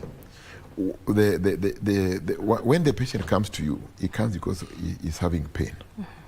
And therefore, the patient should feel good as soon as possible and as long as possible. So you have pain drugs that address pain and inflammation. But then you have medications that will modify the disease. You know, we say that the disease, it goes autoimmune. The immune process is fighting the body. So you have these diseases, the drugs that will prevent that. We call them disease-modifying and traumatic drugs. And there are many of them, both synthetic, which were made in the laboratory, and the ones which are biologic, which go and prevent. And they are all available. But apart from medications, you need to, let me talk about the synthetic. We have things like hydroxychloroquine, leflunomide, salazopyrin, methotrexate. Those are the key drugs for rheumatoid arthritis. But apart from that, you have rehabilitation facilities, physiotherapy. And this is something which can be availed even in the local setting, in the local health center. It is painful that if I have a patient and tell him, can you go back to Rachonyo and go for physiotherapy? They tell me, for me to go for physiotherapy, I have to go to Kisumu or Homa Bay. While physiotherapy can be available in any health center, if in health facility, even a dispensary, it doesn't require much to have rehabilitation. Then, if you talk about, then there is the option of surgery for the joints which are completely damaged. And that also obtains for osteoarthritis. You manage the pain, you have rehabilitation, but again, you have surgical intervention. And I'm happy that we have orthopedic surgeons almost in every county hospital nowadays. But they don't go hand in hand with the rehabilitation. One of the reasons why patients, for example, go to India for knee surgery and all that is because of rehabilitation. You know, them, the rehabilitation is very advanced. Here, even when you are done knee surgery, you can remain in bed and develop other problems because you are not well rehabilitated. And therefore, people say, oh, I've seen so many people who have been done hip surgery replacement and hip replacement surgery, and they have never walked. And the reason why they have never walked is because of poor rehabilitation services. But gout, for example, apart from the diet, we have medications that reduce uric acid, which are available cheaply and widely in this country. Yes. Yeah. What have we not touched on the treatment options? Lupus? Lupus, yes. Lupus, yeah. Yes. Lupus. Lupus is a big thing. Yeah. It's a fast-growing problem, very discouraging, very debilitating. And we thank the people who have come forward and formed the Warriors Group, which support lupus. And we have medications. We have the immune suppressants, like azathioprine. We have mycophenolate mofetil, and we have hydroxychloroquine. The problem with this drug is that you take them long term, and maintaining the treatment is a problem. Maintaining most people do it out of pocket, but to expect people to use their income, which has been raided by all sorts of taxes, now your income has decreased out of your pocket, money in your pocket, and then you are supposed to use it to maintain your health. That's a failed system. A system that expects you to pay for their health is failed. Yeah. So when you continue taxing people, you must provide the medications and the drugs. And really that's what we are saying. Yeah. That there's need for the drugs to be available in the local facility to treat the locally available conditions, including lupus and so forth. And you know, lupus, the commonest one of the common problem is infections, and there we need to have antibiotics available. The other problem is kidney problems. You need to have dialysis services available, and the opportunity to have affordable renal replacements surgery. That should also be a priority when you're dealing with health for lupus. But the key is, once you make a diagnosis, can they afford the laboratory tests? Are the laboratory tests available? You know, one of the other challenge that I didn't mention is an availability of comprehensive services at the so-called referral hospitals. You know, a referral hospital is a place where if you're referred, you get services. It's not on the size the acreage of the facility, or the flamboyance of the buildings and flower beds. No, it is what is it that if you go to that hospital, are you going to get? What service? And I think this is something that needs to sink. We don't need to paint the gate nicely and write referral hospital, teaching at referral hospital, when there's nothing, there's even nothing to teach with inside there. Yeah. So we need to improve services to the people, facilities, medicines, laboratory tests. Many of these hospitals that lack basic laboratory tests that can help you make a diagnosis of lupus, for example. Yes. Yeah. So we from your from just your point, it feels like we still have a long way to go.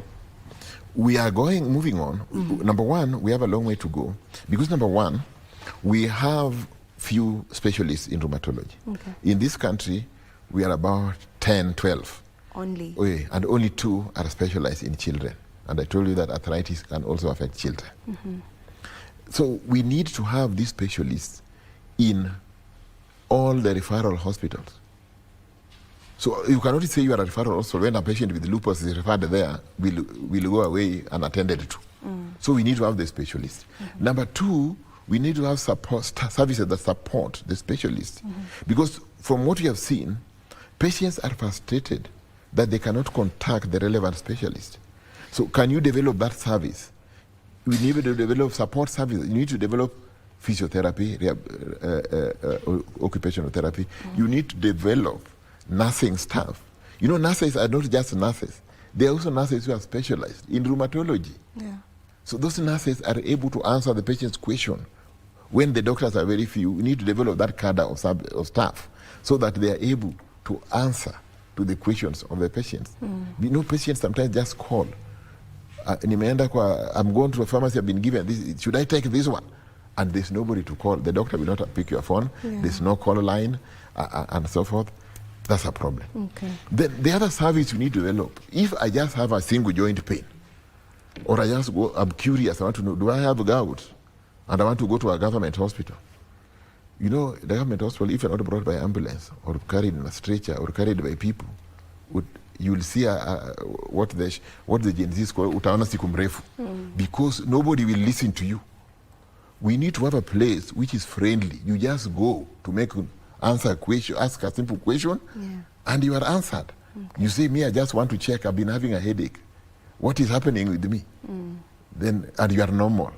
Can you get such a place? Those are services that are there, because that's what will help us to prevent getting complicated diseases appearing to us. So we are a long way to go. Our services are not friendly, they are not comprehensive, the facilities are not there, medications are not there in many of the hospitals.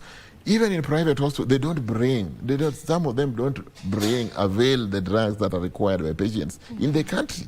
Okay. So we have to import some drugs. People go to India to look for drugs, and when they bring them, they are very expensive. If you have to subsidize cost of things, as much as we subsidize cost of housing, affordable housing, we should also have affordable medications and affordable health for all. Right. People should not sell their land or go hungry to cover for their medication. Yes, I agree with you on that. Now, for those who are looking to get into the medical field, Dr. here has already mentioned that there is a gap when it comes to the number of rheumatologists that we have in the country. So maybe you can look into that. You can get into that side of medicine. As we almost come to a conclusion of our conversation today, maybe are there myths around arthritis in general that you would love to demystify? Yes, there are several myths about arthritis. There are those who believe that, for example, lupus is a sign of taboo or witchcraft. And I stigmatize in that sense. I've had people who have been ostracized that this disease you're having is because your husband has not paid enough dowry. There's such a thing. Yes. Yeah. We did not pay dowry. So you have to pay dowry. And the patients are not understood. The people need to understand the arthritis. Then those who believe it's witchcraft, There are those who believe that there's no treatment and you can take drink a lot of soup or some arubaine or something. You know, there are some herbal things. You know, there are diseases which the cause is known, the treatment is known, and there's no need of taking unproven remedies. There are so many unproven remedies, and arthritis is a fertile ground for unproven remedies. And everybody says, I can treat arthritis. So many mitishambas. So many mitishamba can say they can treat arthritis. But arthritis is a specialized medicine, just like cardiology, and there are specific ways of making diagnosis and treatment. And people should avoid unproven remedies and illogical assertions about various issues about arthritis. And there's no witchcraft about arthritis. There are those who believe that somebody looked at my knees badly and put pieces of glass inside there, and therefore without me visiting a mitishamba or a witch doctor, this thing cannot be cured by medicine or by surgery. And people suffer and end up in a wheelchair and end up being crippled because of those kind of beliefs. Yeah. And with that said, do you feel we still have a long way to go in matters awareness? Because if we still have people who believe, you know, someone looked at my knees badly, that's why they're in pain or whatever. Yes, awareness is one of the areas we work on as an association of arthritis or rheumatic diseases. And we also have in this country a foundation called Uwezo Rheumatology Foundation. And the basic thing is to improve the understanding of doctors and medical workers in Mashinani, in all the counties, of arthritis and how to handle emergencies. But also we are forming patient groups that are able to advocate for their rights and their needs, and also to educate people. And we also thank the media, because when we come out like this and people hear about arthritis, they know that arthritis exists. But we also have various publications, like we have a book called Understanding Arthritis, Understanding Back Pain, which is out on sale there, and these also help in informing the public. But the good news is that also we are working with the East and Central Africa College of Physicians, and we are soon going to start at the Mater Hospital training of rheumatologists in this region for the whole of the East Central Africa region. We are going to start training there in Mater Hospital, and at the Aga Khan Hospital here they are also soon opening a program for training pediatric rheumatologists, and therefore the future looks good. It is not just for Kenya, it's for the region. Because when I talk about no rheumatologists, can you imagine that in the whole of Tanzania, there's only one rheumatologist working, and they are more than us. They are more than over 50 million, they are more than us. And you have one working in Zanzibar who was actually trained from Kenya. In Uganda, you have only one. In Dar es Salaam, in Rwanda, you have one. How come that's the case? Is it that it's just not a common... It is a newer discipline, but also it's more exacting, because this is one of the field of medicine. Number one, where it requires that you talk to the patients. You know, the world has gone more individualistic, and people don't want to talk to one another. People want to talk to each other. And secondly, it is still the medicine where you have to talk and touch the patient to make a diagnosis. People are running to the disciplines where you put a patient in a machine like this, and the machine tells you the heart is like this, whatever. And also in area of preventive medicine, where people want to blame something else. They don't want to be blamed for making a decision. So that's why we are few, but the number is growing. I'm happy that in the last 20 years, we have grown from 0 to 12. That is huge. Well, other countries have been stagnant. Yes. All right. We come to a close of this conversation. Maybe just your parting shot in like 30 seconds. I think arthritis, I can say that arthritis hurts. Talking helps. Let people not suffer in silence. When you have joint pain, go and talk to a doctor or a medical practitioner, and he will lead you to the right direction. Thank you. All right, we appreciate you gracing our show this morning. Thank you so much for joining us. This is where we call it a wrap on this conversation and also put a cap to today's Good Morning Kenya. Thank you so much to each and every one of you who started off with us at 6:30 a.m. until this moment. We meet again tomorrow, God willing, same time and place. My name is Vivian Degwa. Do enjoy the rest of your viewing. Goodbye.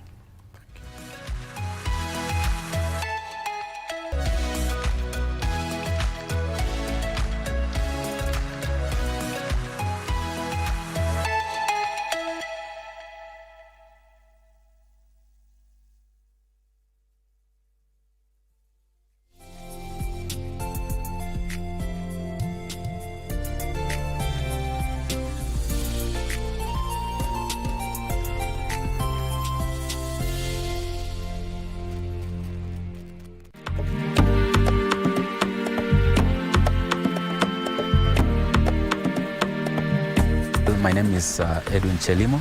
We host recreational and professional athletes. So every now and then we receive them from all over the world.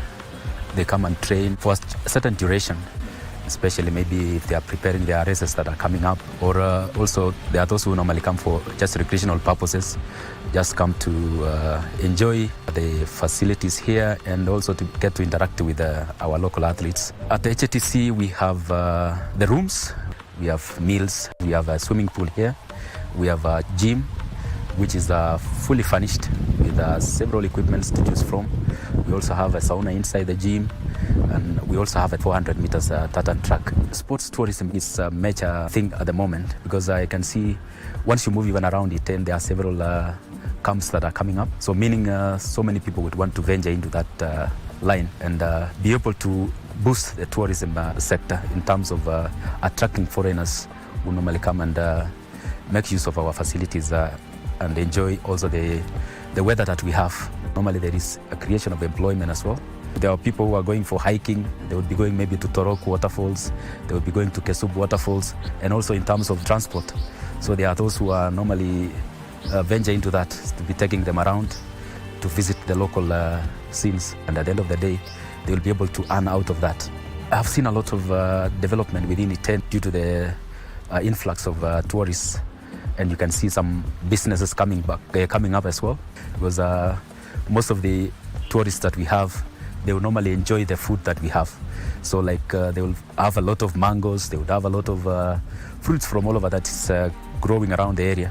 So most of them I would see them going out there, buying them, coming to the camp. So it increases the potential of the place, and you see Iten is coming up slowly and surely.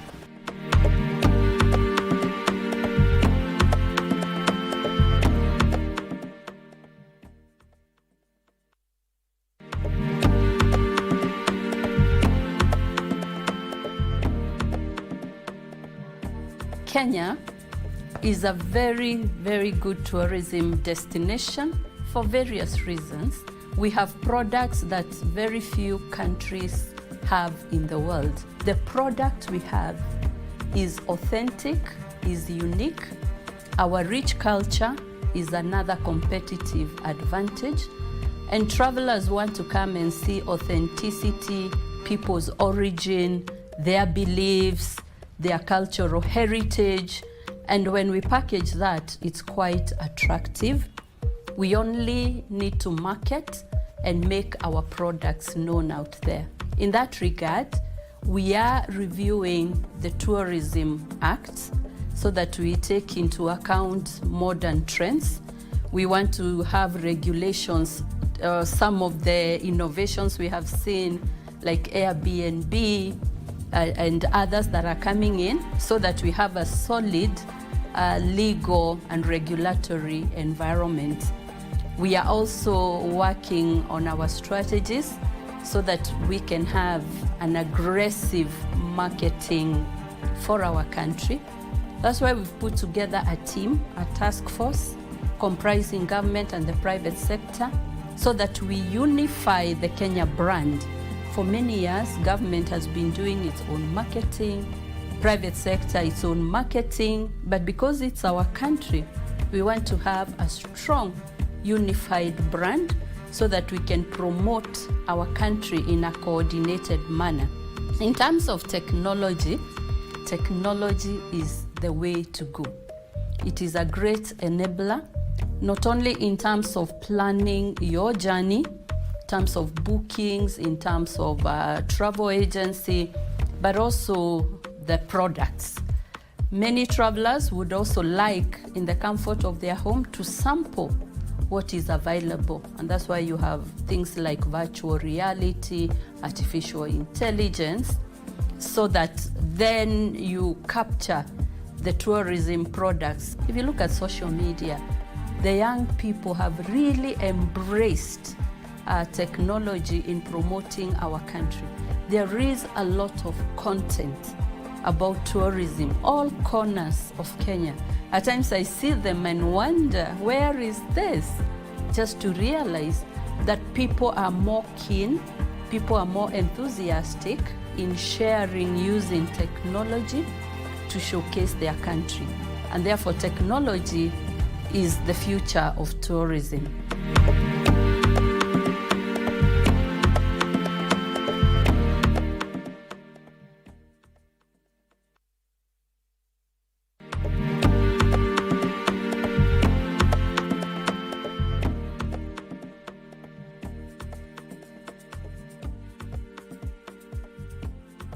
My name is Rosemary Kuria, and I'm the Director of Sales at Sopa Lodges, taking care of Kenya and Tanzania. Right now we are in Lake Naivasha Sopa Resort, one of our properties among the larger group. Sopa Lodges really is your family-friendly brand. And what you're doing is encouraging our guests to enjoy a fuller safari journey across each of these locations. We've got resident rates, and our resident rates are quite lower compared to international rates. So this is really to pull in our locals to come in to enjoy. Our activities, family friendly. Right now at our property, we are almost at 100% occupancy, and 90% of that is locals. Families coming in to enjoy their festive season with us. Our properties really are unique in various ways. We are looking at the special architecture. They blend with the environment and creating that kind of a feeling, still giving you that same warmth and comfort in the world as you experience Sopa Lodges. Samburu Sopa is known for the Special 5, but then we came and introduced a Special 6. It is combining stargazing, astronomy education, and cultural storytelling. And what does that mean for your guests? They come in, they enjoy a very well laid out dinner under the stars.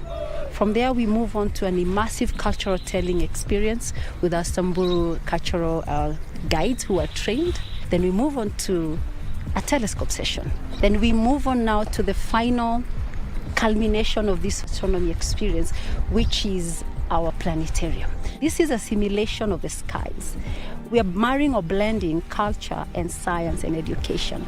And this is where now our guests come in and get now to deeply getting to understand what is it that we saw through the telescopes. So this is what you get to enjoy, these stories that blend with science, and that's what we have for you at Samburu Sopa Lodge. It's a new product that you can only enjoy with us.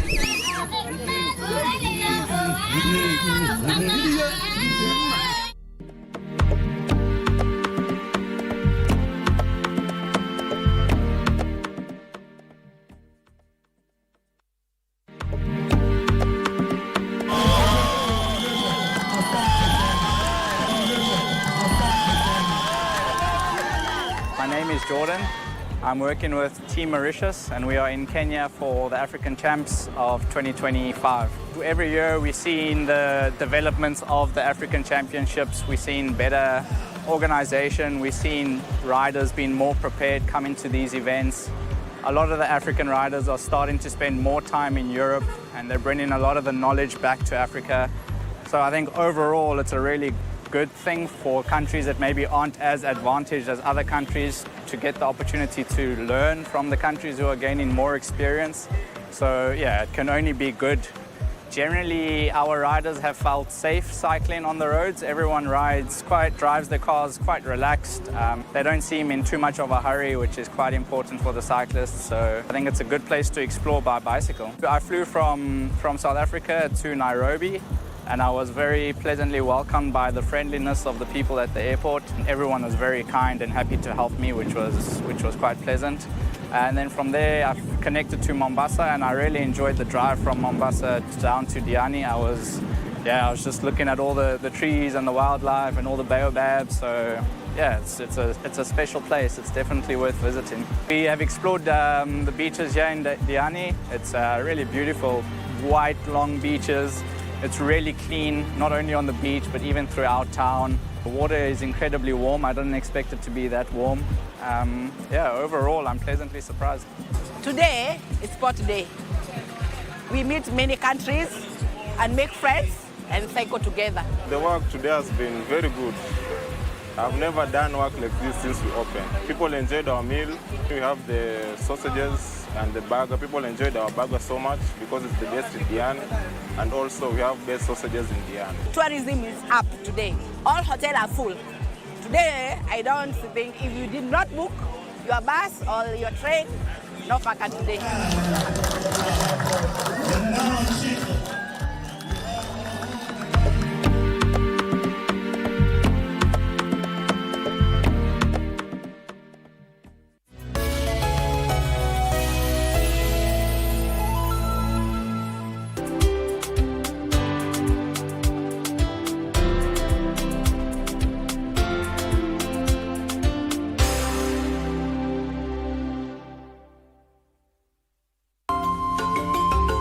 I promise.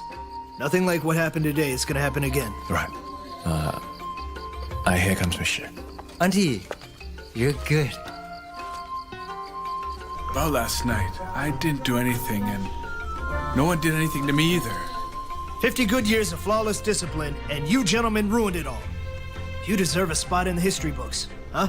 What a display. So if we cover for Chung Lai, she'll owe us a favor too. Those two guys, if we let them off that easily, they'll never learn. I think we should deduct half a month of subsidies. That's fair. Indeed.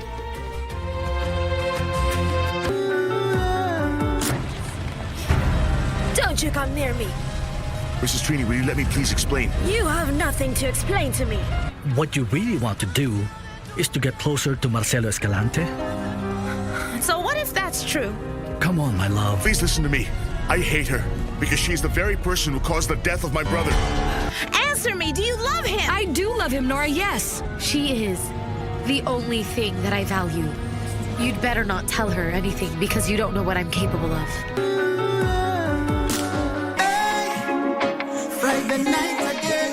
Greetings in the name of the Most High, Jah Rastafari. My good name is Marley Moses, the positive warrior, alongside... Yes, sir, DJ D-Rage, the baddest. Each and every Wednesday from 10 p.m. on KBC Channel 1 TV.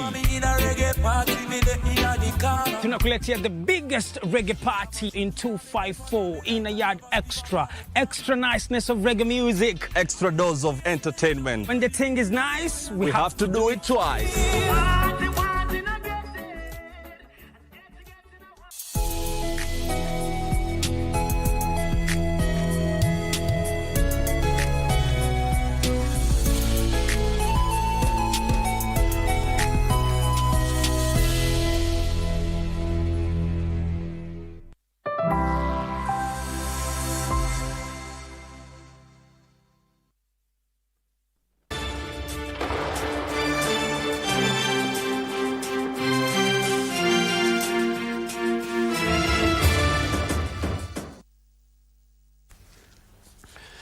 Good morning and welcome to KBC News Check on this 9th day of December 2025. For the next 1 hour or so, we'll be talking about mediation and conflict resolution in the country and beyond.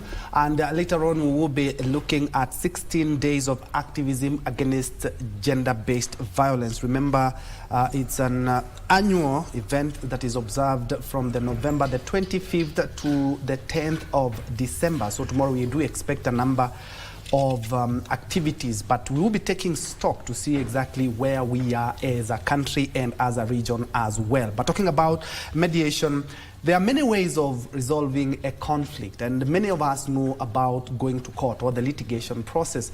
But did you know there is mediation efforts, and also in Kenya we even have a mediation training institute just to try and sort out some of these conflicts. One reason is because in litigation or in courts we have winners and losers, but in mediation we'll have a win-win situation, and at the end of the day we shake hands. A practical example is what we saw a few days ago in the US when the President Donald Trump was actually mediating in regards to the Congo conflict, and they shook hands. Well, what are the results of that after that? And mediation itself, we have had mediation in Africa, we've had mediation in the region. Talking about the region, the South Sudan conflict is one of those initiatives. I'm talking about the Tumaini initiative. And if you remember the DR Congo clashes, I do remember the former head of state, President Uhuru Kenyatta, also being one of the mediators, but now the process has taken a new route, as we saw after the signing of the deal in Washington, D.C. a few days ago, and our very own President William Ruto was there to witness that event. Allow me now to rope in my panel of experts without further ado, beginning from my extreme left, where we have James Mangerere. He is the President, Mediation Training Institute. Karibu sana. Thank you. Also, good